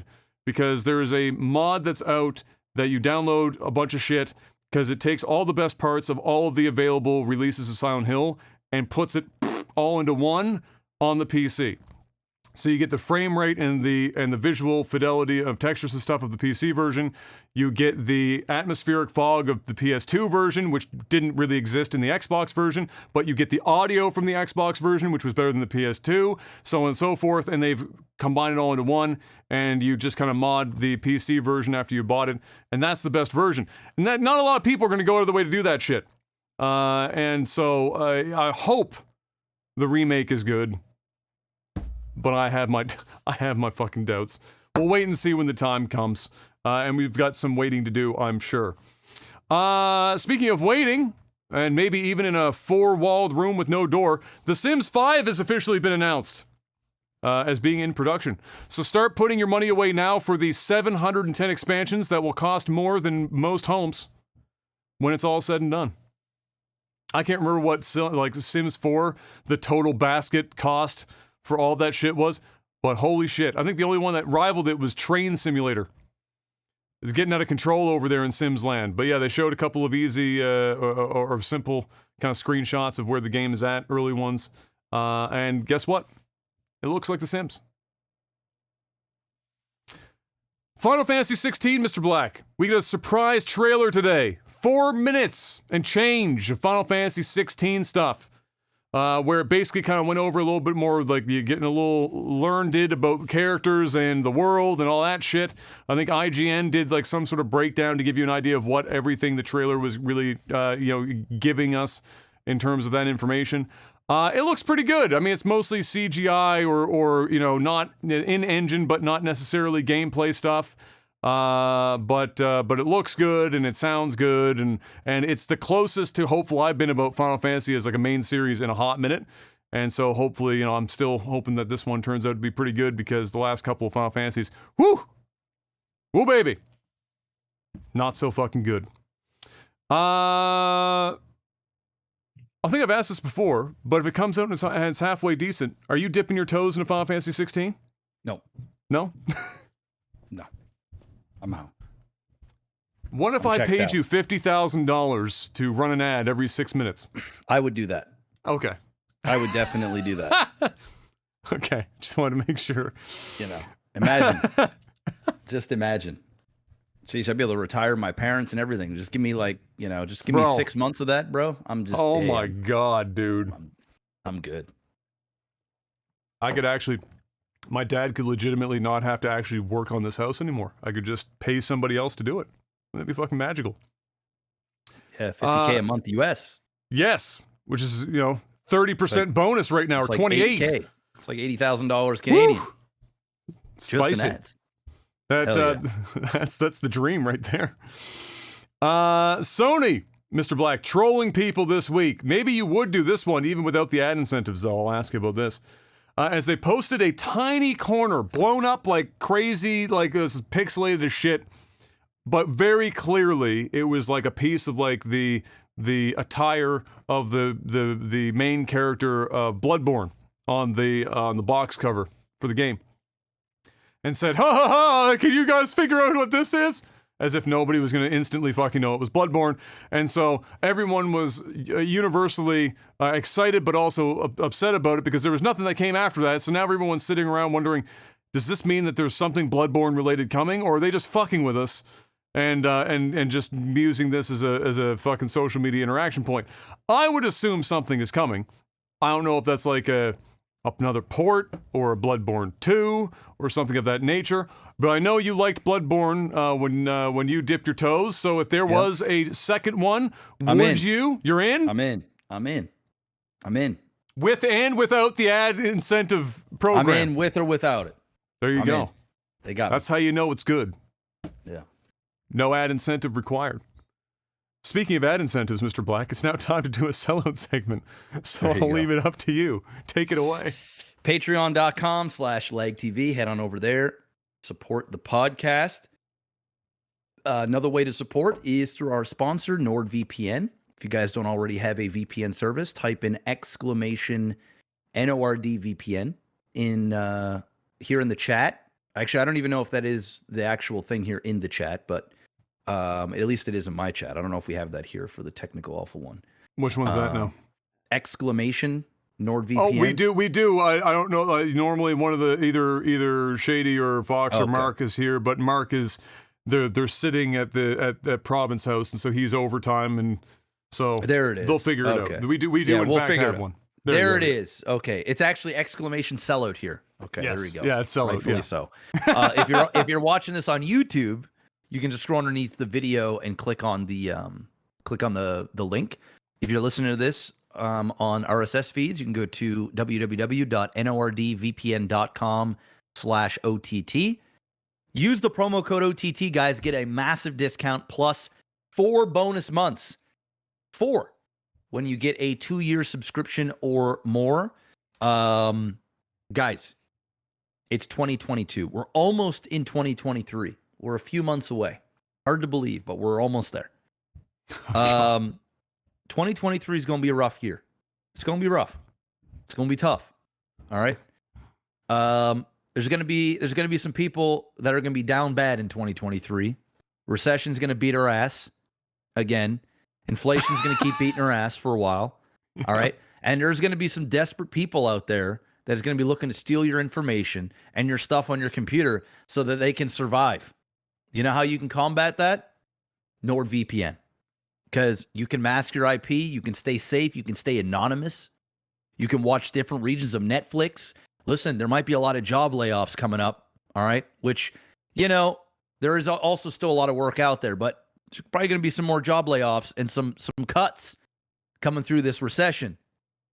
And you're going to burn up all that Netflix. And you're going to need to watch a different version of Netflix. You know how you can do that without actually traveling? NordVPN. The click of a button.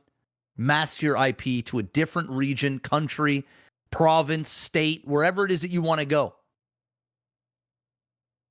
And it can bypass the region block content on those services, websites, Twitter, YouTube, you name it. Plus, you can use up to 6 simultaneous devices. So you only need 1 account per household. That's 1 account or 1 device per ad per minute. There you go. There it is. Guys, you want to play in different regions in video games? You can do that because you can actually stream on them, on these servers, game on them, stream and game at the same time.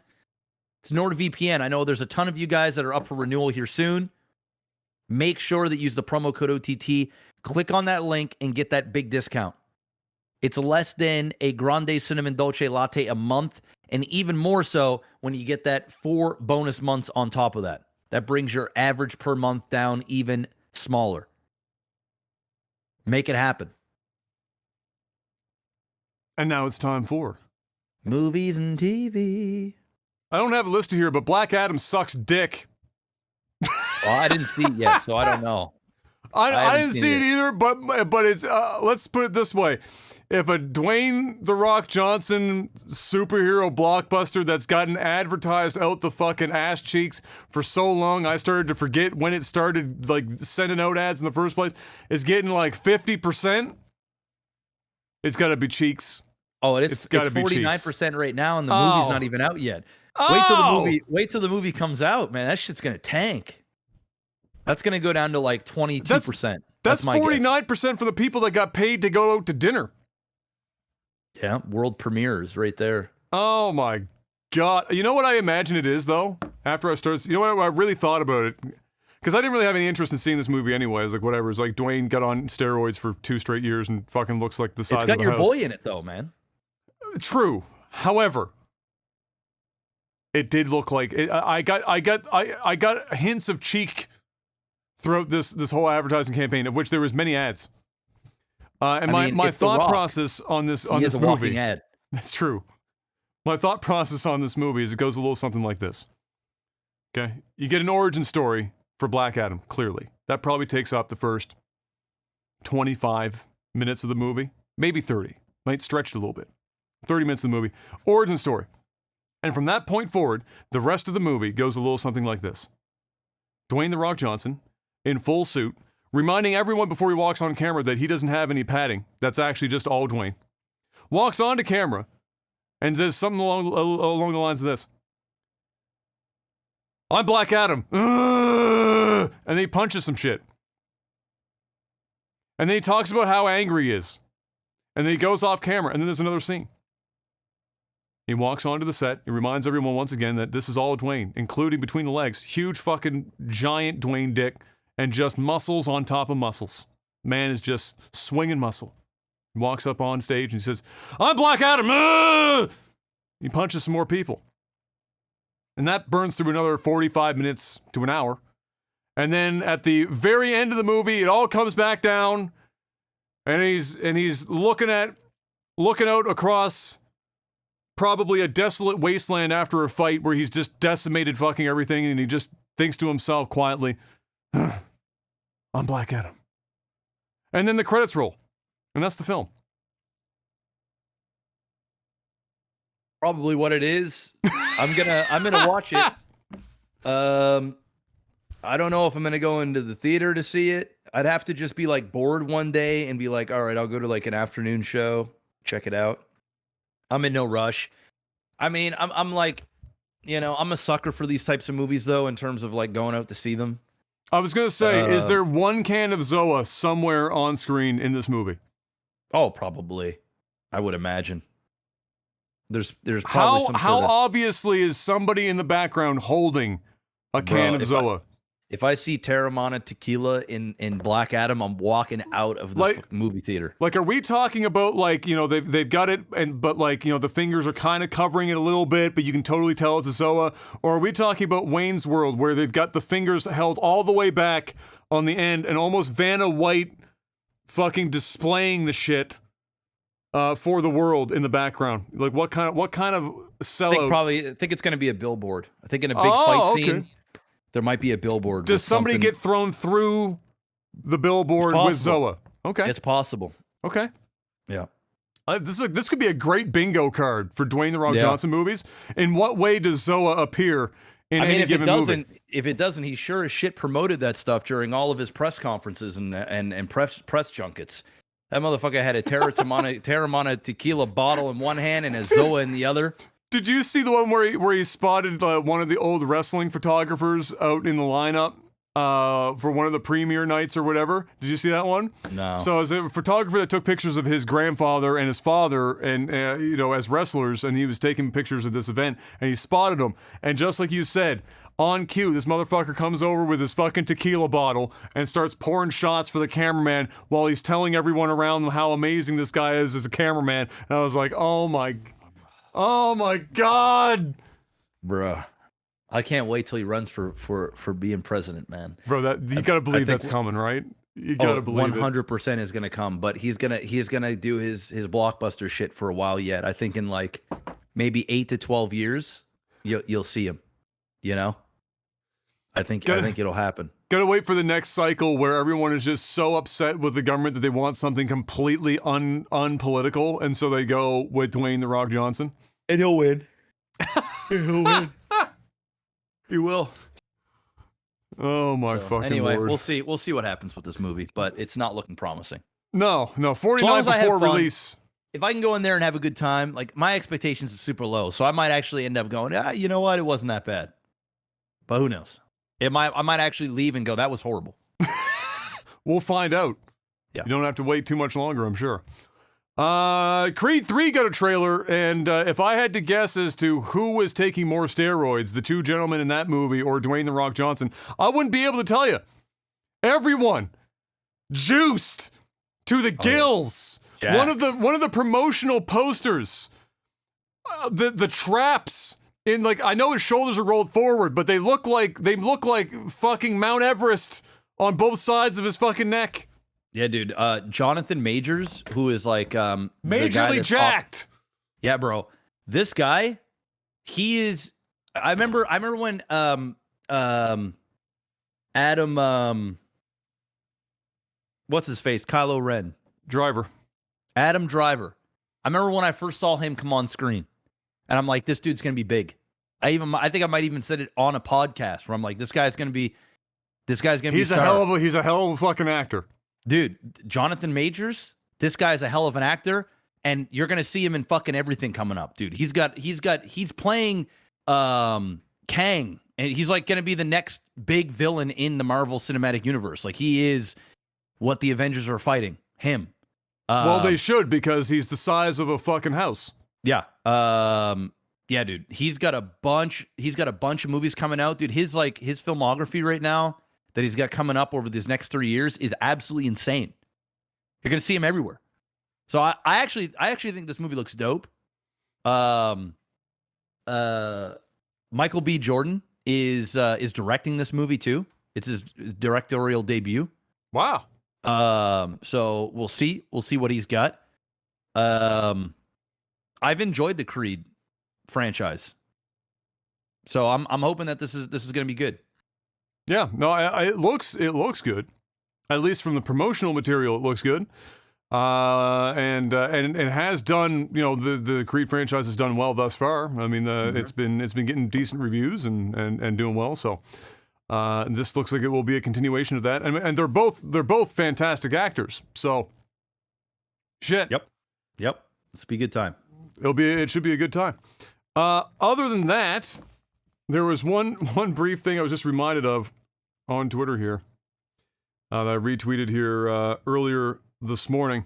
Warner Brothers Discovery, Mr. Black, tell me how excited you are about this. Warner Brothers Discovery. First of all, the moment that you hear Warner Brothers right now, you should already be concerned. The moment anyone has any news about Warner Brothers, just immediately be prepared for fuck show. Right off the rip. Warner Brothers Discovery is releasing The Lord of the Rings, The Fellowship of the Ring, in its entirety, as a set of NFTs.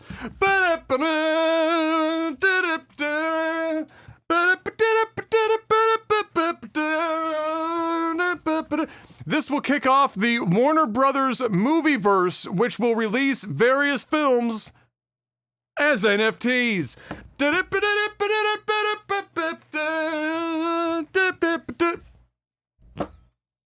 Cool. What year is it that they're still talking about NFTs? Can you imagine how old and... Bro, they're going to make a...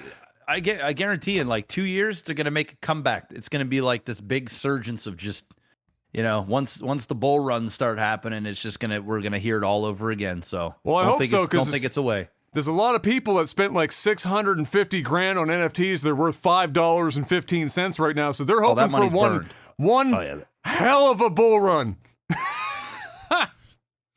One hell of a bull run. But yeah, that would have been a board meeting I would have loved to have sat in on deciding how that was going to go.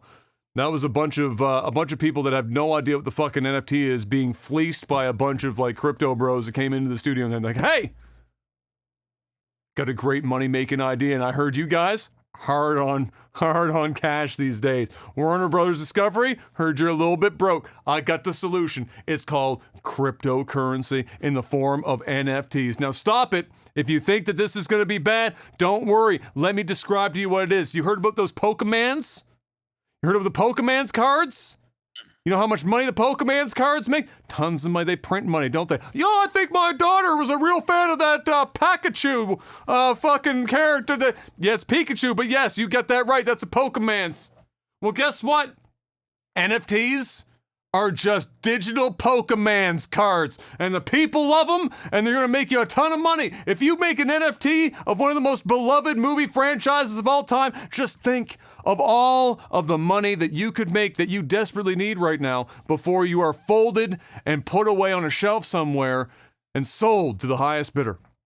And the 87-year-old white men sitting in that room making that decision said, "Oh yeah, all right, I'm in."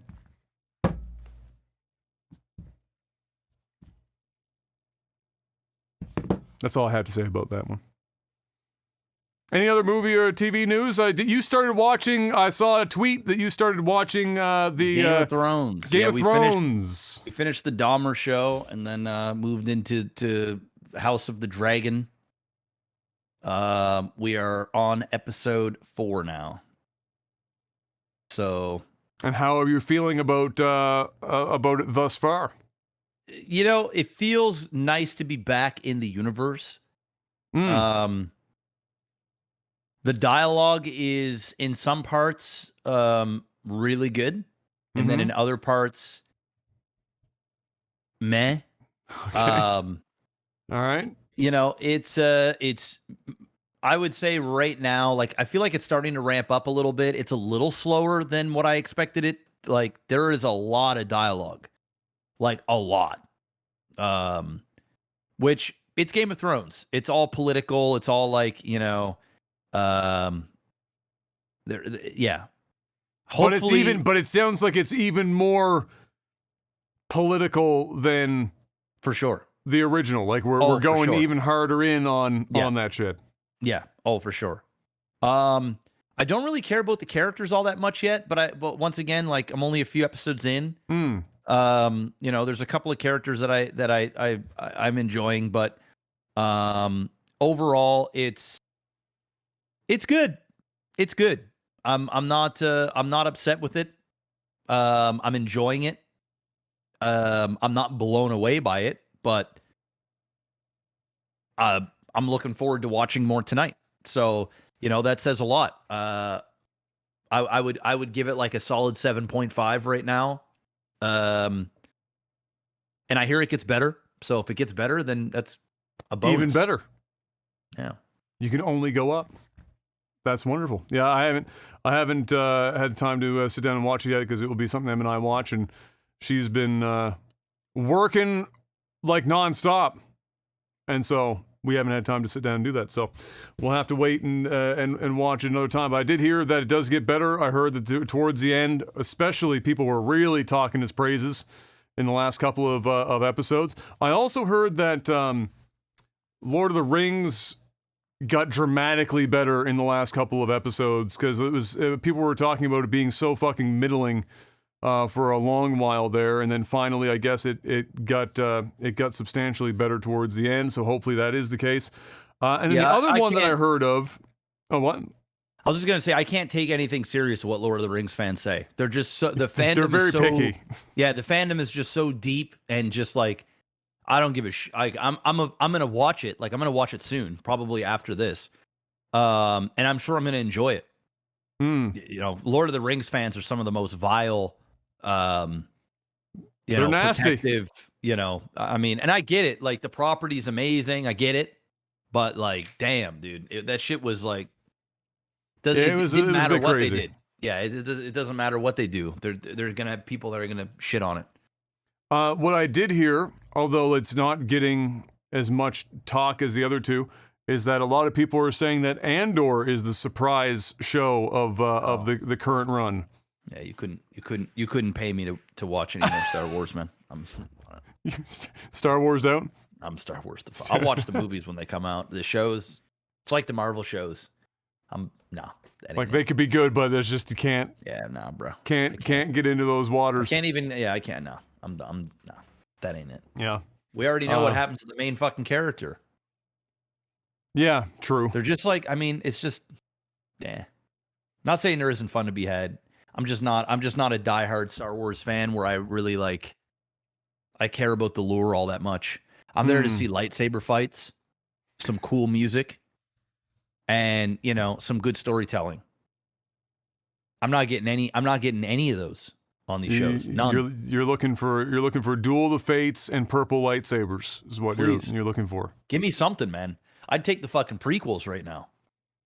That's where I'm at. How crazy is it that we've hit a point in the Star Wars universe that the prequels are being looked upon more fondly now? How insane is that? I mean, it's fucking crazy. But we're here. We're here. There's nothing we can do but just be here. Was there one other thing that I was going to mention? Oh, no, it wasn't that. Moonhowl was mentioning in chat, I think it was Moonhowl, saying that he had started Twin Peaks, which Twin Peaks is another great show. Old show, but another great show. And that it instantly reminded him of the detective from Deadly Premonition. And that's because Deadly Premonition is basically Twin Peaks. I mean, the game dev was like, this is Twin Peaks. They didn't really mince words about it. It's like an extension of, or a bit of a parody and a bit of a reimagining of the of the points of Twin Peaks, but Francis Morgan is that guy, so that's why it reminds you of that. And now it's time to move on to tech support. Patreon.com/LagTV. Jeff just got very enamored with his phone there for a moment. I believe he's got a message to send. Patreon.com/LagTV is the place to go if you want to financially support this podcast, and you can still afford to, as the cost of food and everything else skyrockets, and everyone is becoming murderous in the streets, and trees are on fire, and the world burns around us. If you still got some money, Patreon.com/LagTV. It's the place to go to financially support the podcast. And each and every week. Yeah, I already did it. We're good. Oh, sorry, I get a message. Yeah, but $10 or more gets you a couple things. Chiefly, it gets you the ability to ask us some questions each and every week on a post that I put up for the podcast called Tech Support. This week, we opened it up to the $5 patrons as well. So let's see what we got this week. Seth says, you are walking downtown and see someone walking towards you. Their attitude and look screams douche or simp. That's quite a range. What are they doing / wearing? So I guess the real question is, what is the average douche or simp wearing while walking around downtown in Halifax? I have no idea. In Halifax, Nova Scotia. Look, a douche, not a lot of people are in Halifax are dressing douchey anymore. When we were in high school and junior high, there was a lot of douchey ass fucking clothing people were wearing. That was just fucking terrible. And they look like a fucking douchebag. And there's some people that still dress like that, so I guess that would be kind of it. If you're there are still guys that peaked in high school and then they were rocking a fucking oversized Sean John t-shirt and like some fucking they've got that what they call it, the Blackforce energy. That's the shit that you want to be concerned about, right? If you're walking around downtown and somebody's got an oversized fucking like Sean John, if they can still have one, it's old as shit and they should probably not have it anymore, and then you look down at their feet and they're wearing black Air Forces, immediately remove yourself from the situation and go somewhere else. That's not somebody that you want to fucking have to go and spend some time with. But they're not really dressing crazy like that anymore these days. The douches and shit. I think the douches. It's like the Ed Hardys, man. That stuff like that was kind of like a douchey that was a bit, area. Yeah. Like I even wore this stuff and I was a bit of a douche. So yeah, that was the ones that would wear like 3 polo shirts with the spiky hair with the collar popped. I did popped that. And just one though, just one polo. Yeah, I didn't do like 3 or 2, just the one. Yeah, just the one collar pop. That was there was a good year in high school. I think grade 11, where I did that shit. Had the collar pop. I don't know these days, man. To be honest, I'm not out in the public walking around like looking for douchebags. You know. Okay, here's my description. Okay, my Gen Z douche description is the broccoli ass fucking hair that everyone has. White, black, fucking brown, yellow, doesn't matter. The broccoli, they go get a perm, broccoli ass fucking hair side shave. And then which is like a really pop, like everyone has this fucking hairstyle right now. I don't know if it's like a Harry Styles thing or whatever the fuck it came from originally. Anyway, it almost looks like they're all like dressing up like K-pop fucking idols. So they got the fucking like the broccoli ass hair, and then they've got usually like a Supreme white t-shirt. They're wearing some tight fucking pants, no socks, into some like loafers, fucking boat shoes, and then they've got a cross-body bag. Ooh. A cross-body bag is the thing right now. Yeah. So if I see, no joke. Yeah, I'm kind of with you on that. I saw a group, 5 teenagers, probably 16, 17, 18 in that age group, all dressed just like that. Supreme, crossbody bag, the pants, the shoes, standing around talking like outside downtown. And I was looking at them, going, I couldn't take them seriously. This shit fucking hurt me to look at. I was like, who are you dressing up like this for? Who's looking at you with your crossbody bag going, damn, yeah, that's a fit? Yeah, I mean, listen, man, I really don't care what people wear. You know, go ahead and do you. You know, whatever it is that you want to wear. I'm not going to be that judgmental, but I will say, dudes that have $5,000 Louis purses, man purses, I just like, you know, I don't think they're necessarily douchebags. I just think, but it gives the energy. Yeah. I just think it comes off like, dude, come on, man, come on, you know, or like, you know, $20,000 Louis luggage. It's like, come on, man. What are you doing? What are you doing? What are you really doing? What are you? Yeah, seriously, what are you doing? I think it really. If I had to reduce it to two things, or three things. It's the broccoli hair, the Supreme white tee, and the crossbody bag. Is the modern era. Bag, the Merce. The Merce is what I think that has douchey vibes. That has douchey vibes. That has douchey vibes. For sure. Let's see. Xenon Slayer asks, what was the shortest job you've ever held? Bonus points if it's less than our prime ministers. Oh, yes, over in the UK, sure. 44 days. A job you held for less than 44 days, like the British prime minister.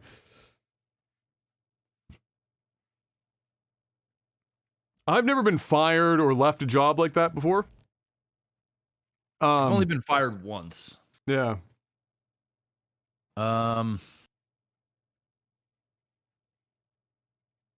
I think for me it was many jobs. No, not really. I had a summer job that was only like for about a month and a half, where I was like a groundskeeper for a condominium, like complex, like several buildings in an area, doing the yard work and painting and all that shit. That's where I grew a strong distaste for like the stock cleaning chemicals that they use to clean the carpets in apartment buildings and whatnot. That smell is gonna haunt me for the rest of my fucking life. It's a very I couldn't describe it to you because it only smells like that one thing. But when you smell it, it's that one cleaner that everyone fucking uses for hotels and apartment buildings and condo buildings out in the hallways in between the units and shit. And that smell, I had to vacuum like 5 or 6 buildings, and they were like fucking 12 stories, and so by the time the day was done, I just smelled the shit, and but that was about a month and a half or so, but it wasn't because I didn't leave it or anything like that. I just finished the fucking job. But that was that. What about you? Shortest job I've probably ever had was at Old Navy. Fuck, I forgot you worked at Old Navy for like a hot minute. Yeah, I was there for just over a month. I was basically there during like the grand opening and like the prepping of the store, and then I was there for a little while. So yeah, I was there for a little over a month. I've had some other jobs, but they lasted longer than the prime minister did. But wasn't too much longer. But yeah. That's the shortest job I ever had. It was around a month. It might have been 2 months if you count like the prep beforehand, but didn't stay there too long. I just got tired of it. And then they did. I also quit as well because they did some racist shit where there was a young black couple that came through, and I was working in the changing room that day. And basically, all you would do is just let people in, take the clothes, put it back on a rack, and then 4 people would come take it and put it back out. And at the time, we didn't even like count how many stuff people had. It was just like grab a handful of shit or a cart full, go in there and try some shit on. There was this young black couple that came through, and we all wore the like earpiece. a headset, an earpiece. At the time, it was like a full blown. It wasn't like it wasn't like it wasn't stealthy. You were walking around looking like a bit of an asshole. Yeah. And one of the managers said something in the lines of like, I don't even remember what the code word was, but there was code words for people that I think it was like a special shoplifting customer or shit. Yeah, like basically to keep an eye on somebody. So they said this shit over the radio, and I didn't pay no mind to it because I was in the clothing room. But then they were like, they're coming into the clothing room. And when they came in, I noticed it was, two young black people. And I immediately in my mind was like, these racist motherfuckers, like they didn't even look like the stereotypical, you know what I'm talking about? Yeah, that, people, oversized Sean John. Exactly. Like if I'm Black Air Force Ones, there's been times where I've gone into places and I've been followed, and I don't like look hood, and even if somebody looked hood, you shouldn't follow them around. Like it's hard to look hood in Ed Hardy. Really, you gotta put an effort in for them. No, but I mean, like even today, right? Like even there's times where I'll go into a place they don't take me serious, right? Yeah. Doesn't happen super often. I don't look for it as much. But this shit just like rubbed me the wrong way, and other people as well. Like some of our like white coworkers. I was the only black worker there. We had a meeting about it, and because like before every shift we would have like a team meet, because we would prep the place and fill shit in, and then we'd talk about stuff. They called this manager out on this. I think I've told this story before, maybe on a. It sounds like familiar, cast. But it sounds like a Lag TV cast throwback. This wasn't on the podcast. Yeah, they ended up calling this person out on it, and they called HR, and HR came in, and they did an investigation. They found out that the same manager was stealing a bunch of clothes as well. Oh no! And they ended up getting fired. And then when that manager got fired, and the manager was the one that put out the call. The manager was the one that was stealing stuff off the trucks. And what they were doing is they were putting a bunch of clothes. It was like an operation. Like some of the truck drivers were in on it. Laundering clothes. They would put clothes in garbage bags and then throw the garbage. Like when they went out to the garbage, they put it in the bins in the back of the building. And then they would go there after the shift or at night, drive there and pick the clothes up and take them. And they ended up getting caught. And I ended up quitting. Who does that in an Old Navy? The jeans were like $5. What are you doing? I remember at Old Navy, the most expensive item was $40 back then. It was like the premium item. Probably a sweater or some shit. I don't remember what it was, but I know that it was like the big thing was like no item over $40, right? That was like their thing. But anyway, he ended up getting caught all because they brought in the person. They must have reviewed like video cameras and talked to other employees. Maybe somebody else knew what the person was doing and ratted them out. I don't know. Couldn't tell you. But I ended up quitting once that individual got fired. And I was like, fuck this place, man. Fuck this place. Oh my God. That's so classic. It's always the the ones that are pointing the fingers at that kind of shit. It's like every scared straight camp. They try and like converting youths that are gay to be straight again, and then they find out that the people leading that are the ones having like a 63-man orgy every second Tuesday behind the back of like a fucking like Chick-fil-A or some shit. It's just like you're like, well, fuck, that explains everything. But yeah, not shocking that the one trying to frame a couple of young black people for stealing clothing are the ones that are running an operation to steal. They didn't steal anything. They actually went up, and that's the thing that really fueled the whole thing.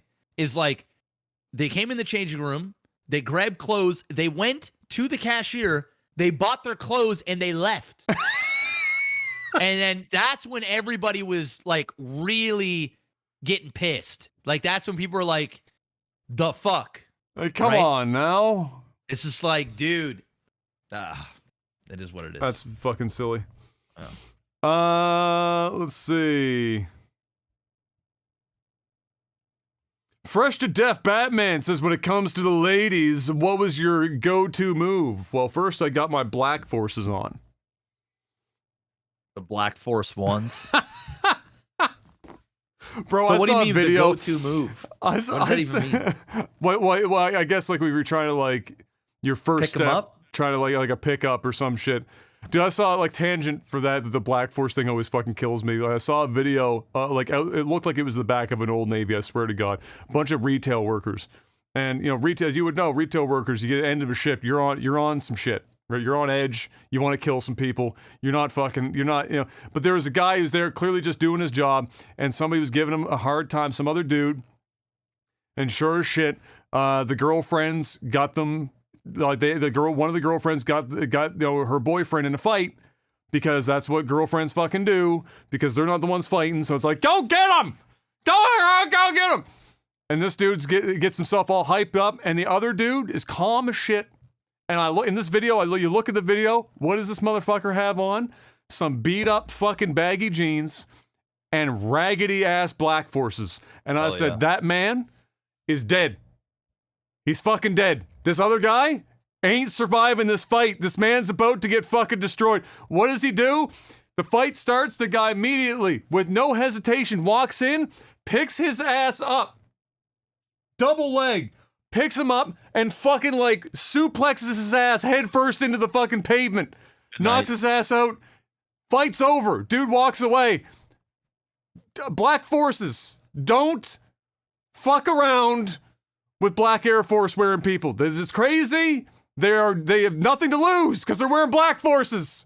There's nothing left. They could scuff the Black Forces, man. You got to be careful. That's even worse. If they're scuffed Black Forces, they're still wearing them. Fuck's sakes. That's the name of the podcast. It's true. That's It's the name true. of the podcast. The Black Force. Black Forces. Black Forces.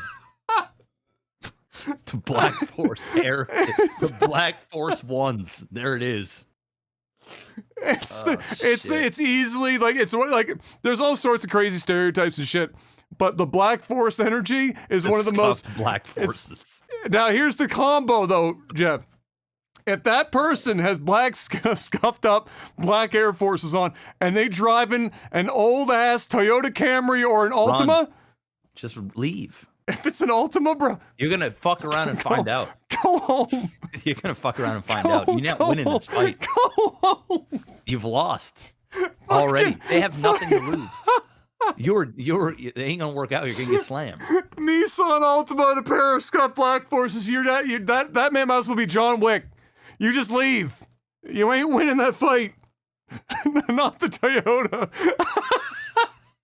And it's tan. It's always a tan Camry. It's a tan Camry. Yeah, it's like the worst color. The plastic fucking hubcap rim. Hell yeah, give it to him. You're fucked. Get out of there. It's crazy. You can't win that shit. That's like a universal constant. There's like some science involved there for some reason. Anyway, I digress. What was your go-to move with the ladies back in the day, Mr. Black? Mine was going to karaoke, man. That was my jam. I could be your hero? Yeah, man. The thing is, like with the karaoke, it was like the reason why it always worked is because no girl, it's very rare that a girl on their first date, like they're thinking, movie, dinner, and see where it goes. Yeah. For me, it was like if it was during the week, I would go to a movie or something, right? Like or in dinner. But typically what I would do on a first date is we would go to dinner and then we would go to karaoke for drinks. So I and the thing is, sometimes I would say like, hey, let's go to karaoke. And sometimes they'd be like, no, I don't sing. I'd be like, don't worry about it. We'll just go there and have some drinks or whatever. And then I would do the singing. Of course. And then other times I would just say like, hey, let's go to a bar. And I would choose the bar and it wasn't downtown. So they were like, yeah, let's go. And then we go there and there's like, oh, there's karaoke here. Oh, what a surprise. And then hit it with the karaoke. So what were the top three picks when it was girl specific and you're trying to win them over? Yeah. At the karaoke, because I already know your repertoire, but what's the top three? You got to hit him with the hero. You hit him with the hero? Enrique. Yep. Got to hit him with that. Sometimes I hit him with a little Michael Jackson. I was gonna say which Michael Jackson? The Way You Make Me Feel. Oh, okay. All right. Good song, man. It's upbeat. It's not too slow. Gets the crowd going. It's true. And you get to do a lot of his vocalizations because there's tons. Yeah. There's tons of the like throughout the whole thing. And then I don't know. It depends on the girl. It depends on the vibe. Sometimes it's a little bit of Blink 182. Throw it in there. Oh, we get the what did you call yourself? The Negro emo. Yeah, like I do the I miss you. Oh, you know, where are you? And I'm so sorry. Hit him with that. All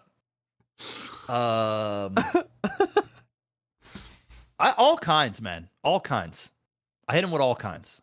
Oh, Shady's surprised at what I just said. That was what there's a song that Jeff did.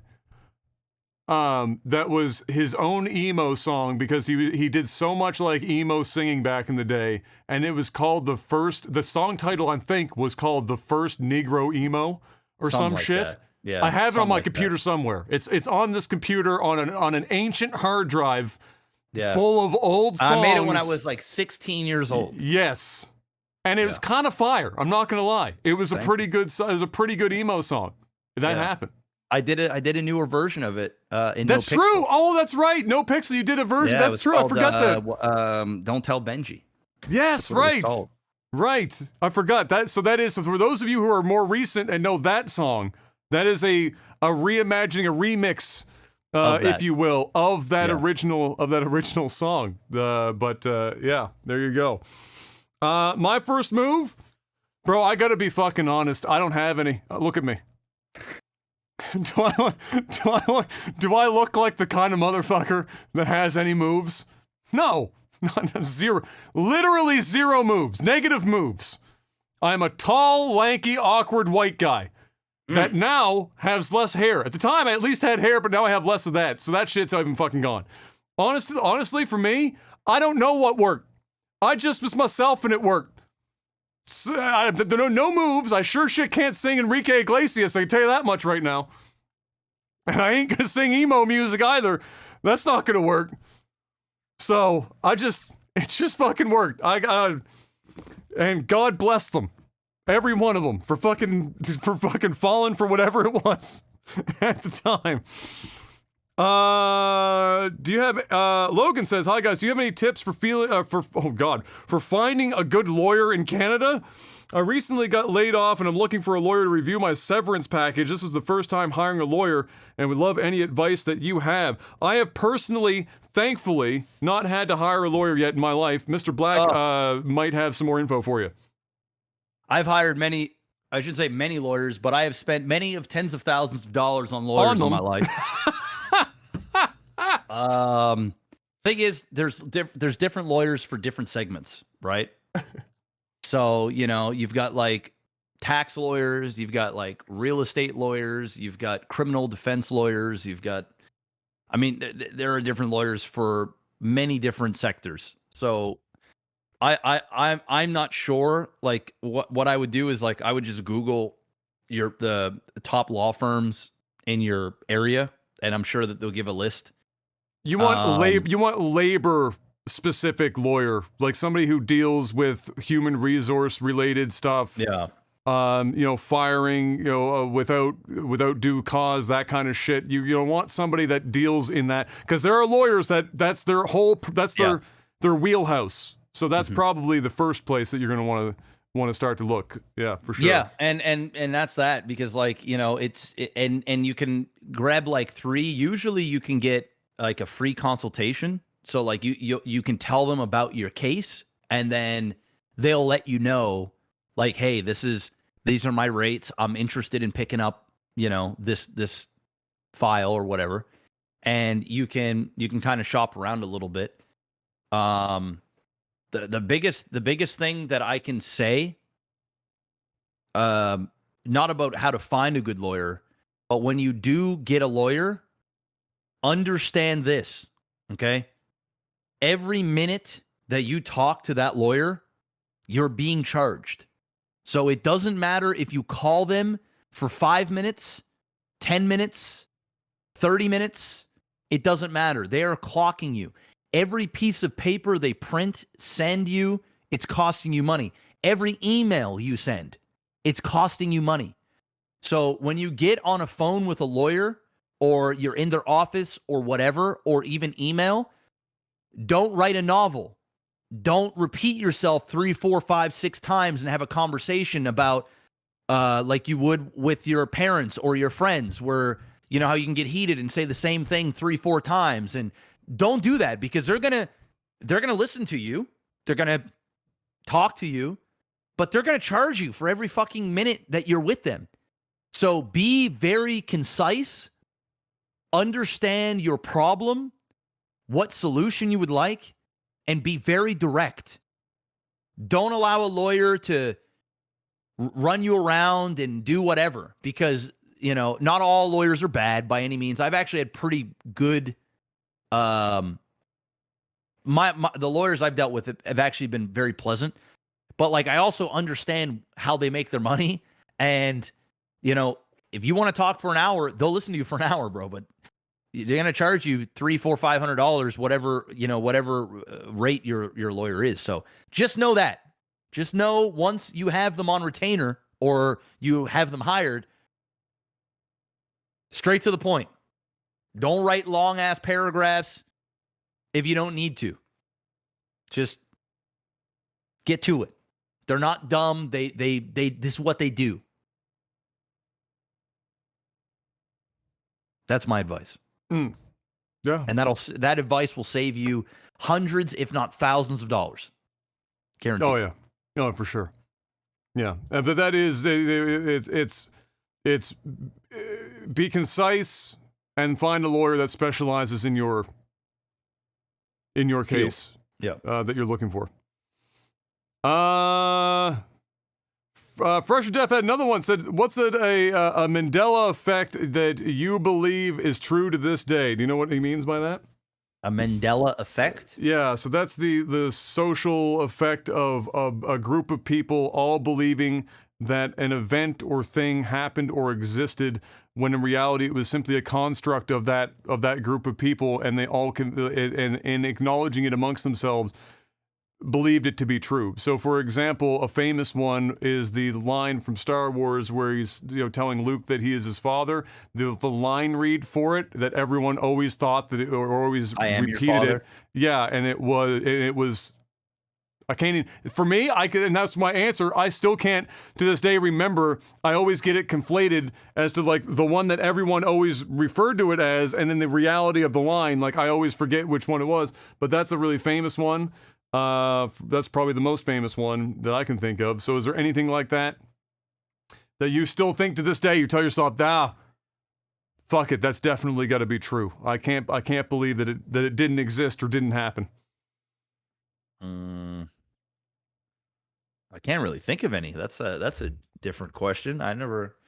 Yeah, there's a list. There's like lists of them. Like while you're thinking here, I'll.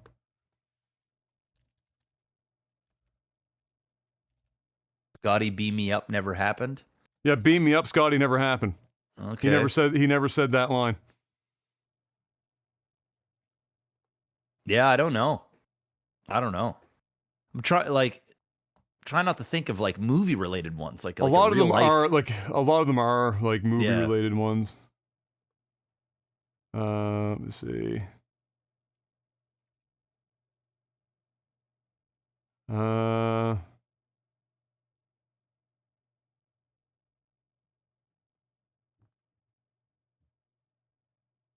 Yeah, I don't know. I can't really think. Can't really think of any. Off the top of my head, anyway. Okay. Oh, here's another famous one.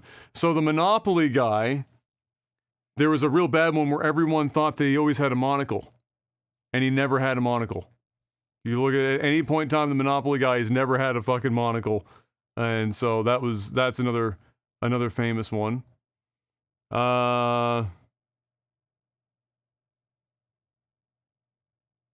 Another one is a bunch of people like with the Flintstones.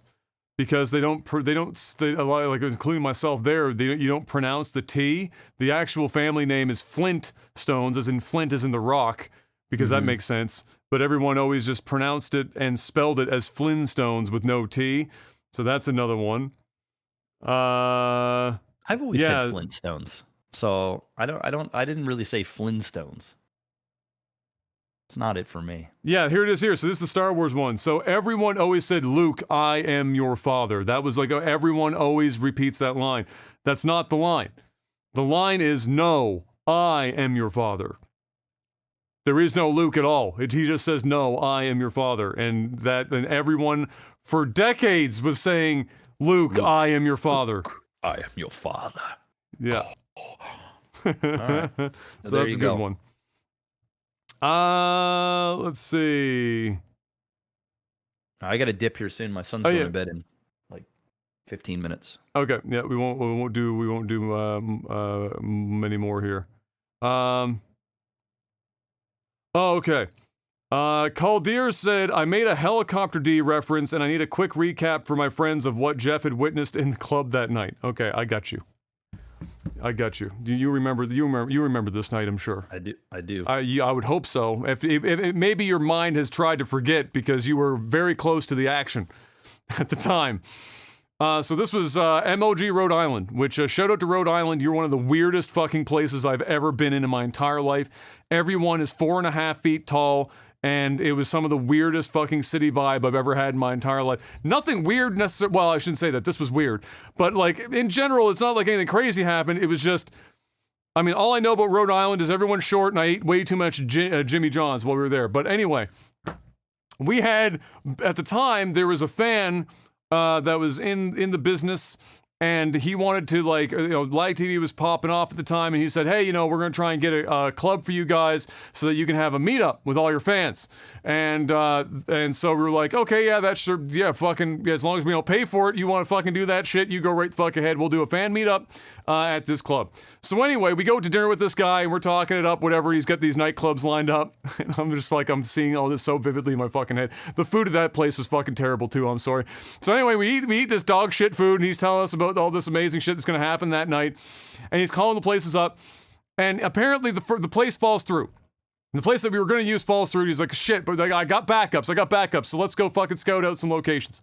So we start scouting out some fucking locations, and the first one we walk into, you walk through the doors, like it was this club was not very big. It looked like a fucking like a bingo hall where old people would go to do fucking bingo like on a Sunday or some shit. So you walk into the club, very dark as you would imagine for a club, a lot of blue light in various places, a lot of smoke. Smoke machine was working overtime in this place. It was like waist high, fucking everywhere, and there were pillars throughout and booths. And the first thing that you notice is that, again, a bunch of 4.5 foot tall Rhode Islanders were standing around, and they all, this was like a rave, I don't know, it was like described as like a rave club almost. And they had all these fingerless gloves, but they had LED lights on the ends of the fingerless gloves. And they were sitting around in booths, and there'd be somebody sitting at the booth, receiving whatever the fuck was going on here, just drooling, like just so much drugs.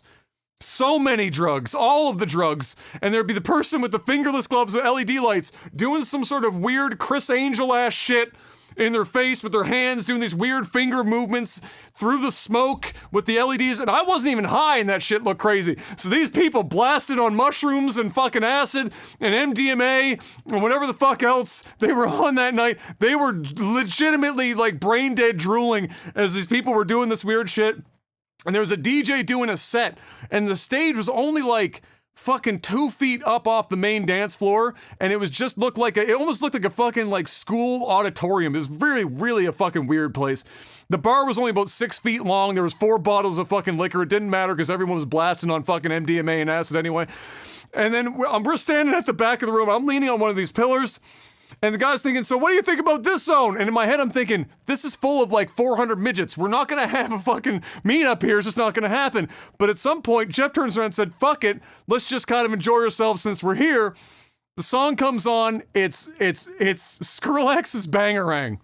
It's a brand new song at the time. It only just been out for like a very short period of time.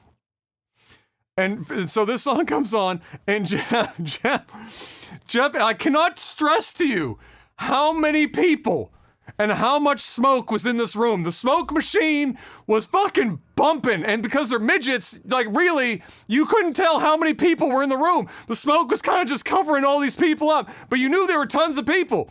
And Jeff, without missing a fucking beat, turns around randomly in a move that I've never, he didn't even have alcohol in his system, turns around and said, fuck it, I'm going in, turns around back to the crowd, puts his hands out in front of him like this, you can only see this on camera, puts his arms out in front of himself like this, to like make himself thinner, and started hopping, for whatever reason, I don't know, hopping backwards on one foot into the fucking crowd of midgets and smoke, and Bangarang is playing in the background, and he managed to get to the stage through about 80 feet worth of and hit nobody. And he never looked back the whole time. It was one of the most impressive things that I've ever seen Jeff do in my entire life. And he gets to the front stage, and the smoke. I don't know how I feel about that. I must not have done any impressive things in my life. did not hit a single midget in a crowd of fucking smoke going, that's an impressive feat, but not even looking where you were going, hopping on one foot. Shit was crazy. So Jeff gets up to the front stage, and Bangarang is still fucking popping off, and the DJ's doing his DJ thing, which is really absolutely fucking nothing. And there was one dude, as Jeff gets to the front, and I can see, because again, everyone's short, I'm tall, I can see absolutely fucking everything. Jeff's at the front, he's only about 2 feet from the DJ, and Jeff's fucking jamming, having a great fucking time, because he's decided that, you know, fuck it, might as well make fun of the night. There's a guy next to Jeff who is particularly fucked. Oh, he was fucked up. He was in another universe. This man was not with us. This man was jamming with fucking Tupac and Jesus. He was in a different fucking stratosphere. And at one point, he had no shirt on. He had a white shirt on. Shirt, it wasn't a Supreme shirt, just a white shirt, and it was dirty as shit. And he just strips his fucking shirt off. And he's still just dancing. Well, it's not really dancing. It was more like artistically staying on his feet. And just kind of like fucking vibing to this fucking Bangarang. And Jeff's fucking jamming to Bangarang, and then out of nowhere, right before the beat drops in Bangarang, and you know what part I'm talking about if you know the song, is the build up. This man jumps up on stage, right next to the DJ, and Jeff is right there. I mean, Jeff is like Jeff could have touched this man. He was right in front of him, and this man, who's already shirtless, just rips his pants off. Just drops it, bro. Drops the fucking pants. Full dick to the wind. And as the beat drops in Bangarang, he fucking starts helicoptering that dick. Oh, right, yeah, bro. That dick was swinging. And in fairness to him, he was a white dude. I saw it from a distance. Dude had a pretty decent sized fucking dick. That man was fucking giving her the business. And Jeff is right there. And Jeff embraced him. He didn't actually embrace the penis, but he embraced it, and he was like, fuck yeah, and he was cheering the dude on. What else is there to do? Like, what else do you do, man? And so the DJ's like trying to still DJ, and there's a dude naked next to him, helicopter his dick, and there's midgets everywhere on MDMA and drool and fucking smoke, and Jeff is like the only sane, sober person at the front just fucking jamming, and it was the weirdest fucking 20 minutes of my life. Yeah, that was arguably. That was definitely a weird. We did a lot of weird shit during that trip. I'm telling you, Rhode Island's a fucking weird place, bro. There was a lot of weird shit that went on during that trip. That was a journey, bro. Like that was different. Like I remember what's his face there, the guy that cannon rushed all the time. Galsey. Galsey had the and he brought shark. He brought like shark from Iceland. Yeah, it's surströmming. Yeah, it was like it was like all moldy, and like you put it in the fucking. It's buried in the sand for weeks on end, and it ferments, and the can like fucking puffs up. And when you pop that shit, he was on a different floor from us in our fucking hotel, but we popped that shit. You could smell it from fucking forever. And the juice like fucking comes out of the can when you pop it, and it was on the carpet. The whole thing smelled like the whole hotel, multiple floors. Surströmming. And he was walking around the town, like paying people and getting people to eat a piece of meat. Like we would just be walking towards the convention. There'd be like random people. He's like, "Yo, you want some of this meat? You want some of this shark?" I'm like, "What the fuck?" Shit was nasty. Yeah. dude. That was like it was so much fucking very shit. weird.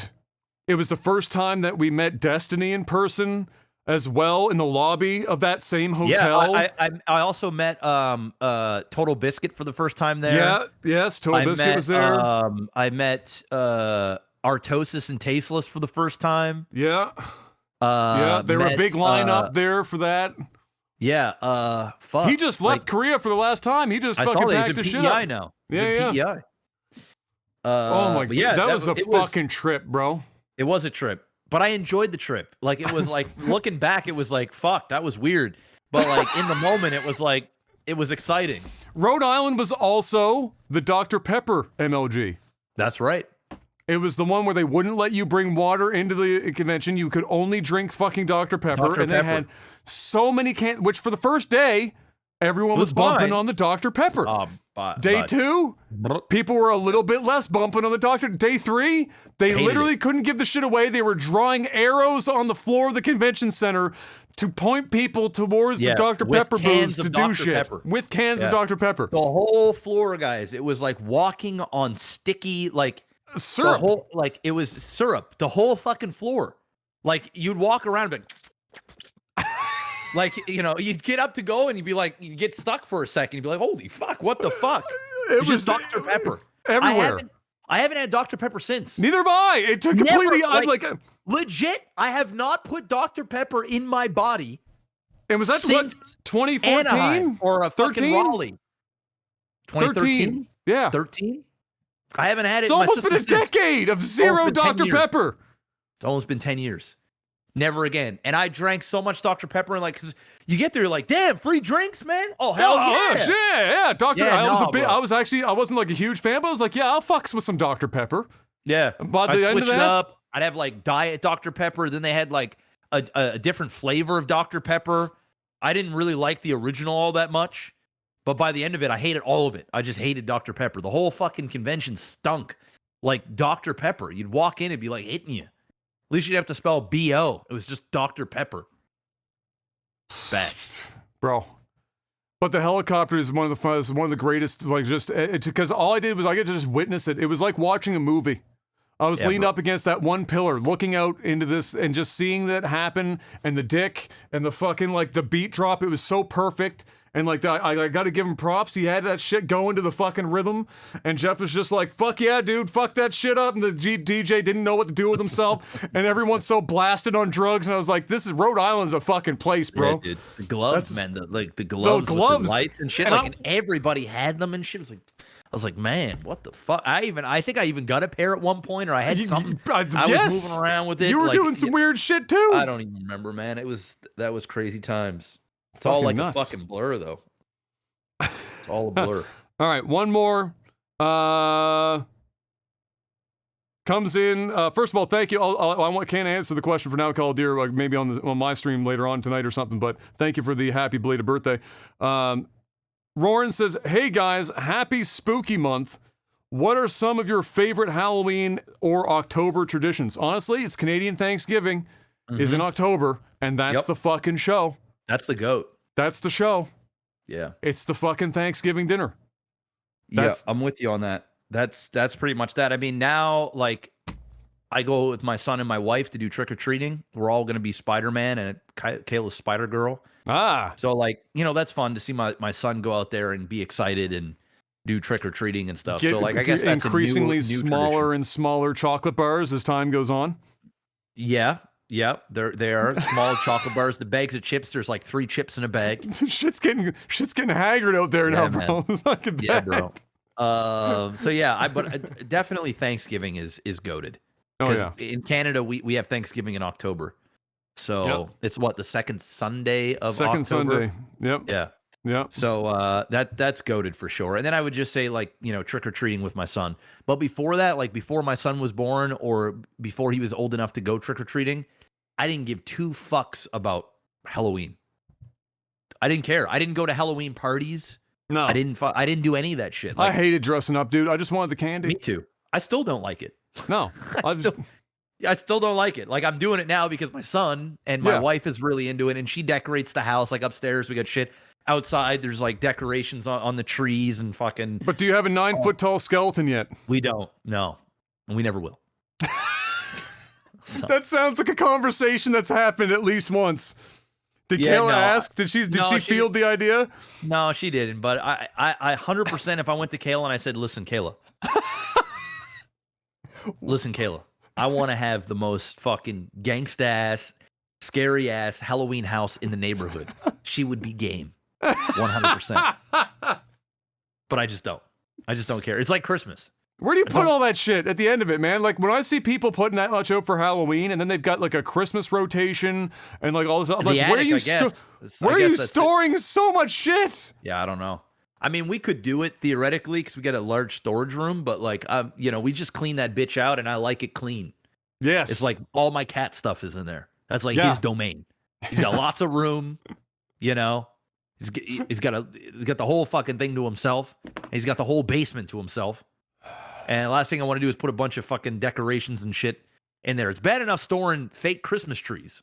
Yes. Let alone 15 iterations of a snowman and Santa Claus and big blow up things and smoke machines. And that's the one that gets me. Like, there are people that like collect like the blow up things and like the snow globes and all that, and they got like 15 of them in the yard. I'm like, where are you storing? Your house isn't that big. Do you rent like a fucking like storage locker? Like a storage locker just for fucking Christmas? Some people probably do, man. Like, some people, listen, it's a hobby. Some people are like super into it, and I get it. Yeah. And to be honest, like, if I'm down in the neighborhood and somebody's house is like they're playing the scary music and there's smoke machines and crazy decorations, like, it is entertaining. I do see and be like, oh, that's a bit much, but okay, sure. Go for it. I guess I have weird things that I do too, but I don't display it. None of them require a 9-foot skeleton. At least not yet. Not yet. Not yet. It could happen. Not ever. And that's going to be it for this week's Technical Alpha, ladies and gentlemen. Thank you very much for stopping by. Hopefully you enjoyed yourselves. Patreon.com/LagTV if you want to continue to financially support this bad boy. Keep the wheels on for as long as humanly possible. We will see you guys, hopefully, once again next week. And so until then, have a safe weekend out there. Enjoy yourselves. And peace. Peace.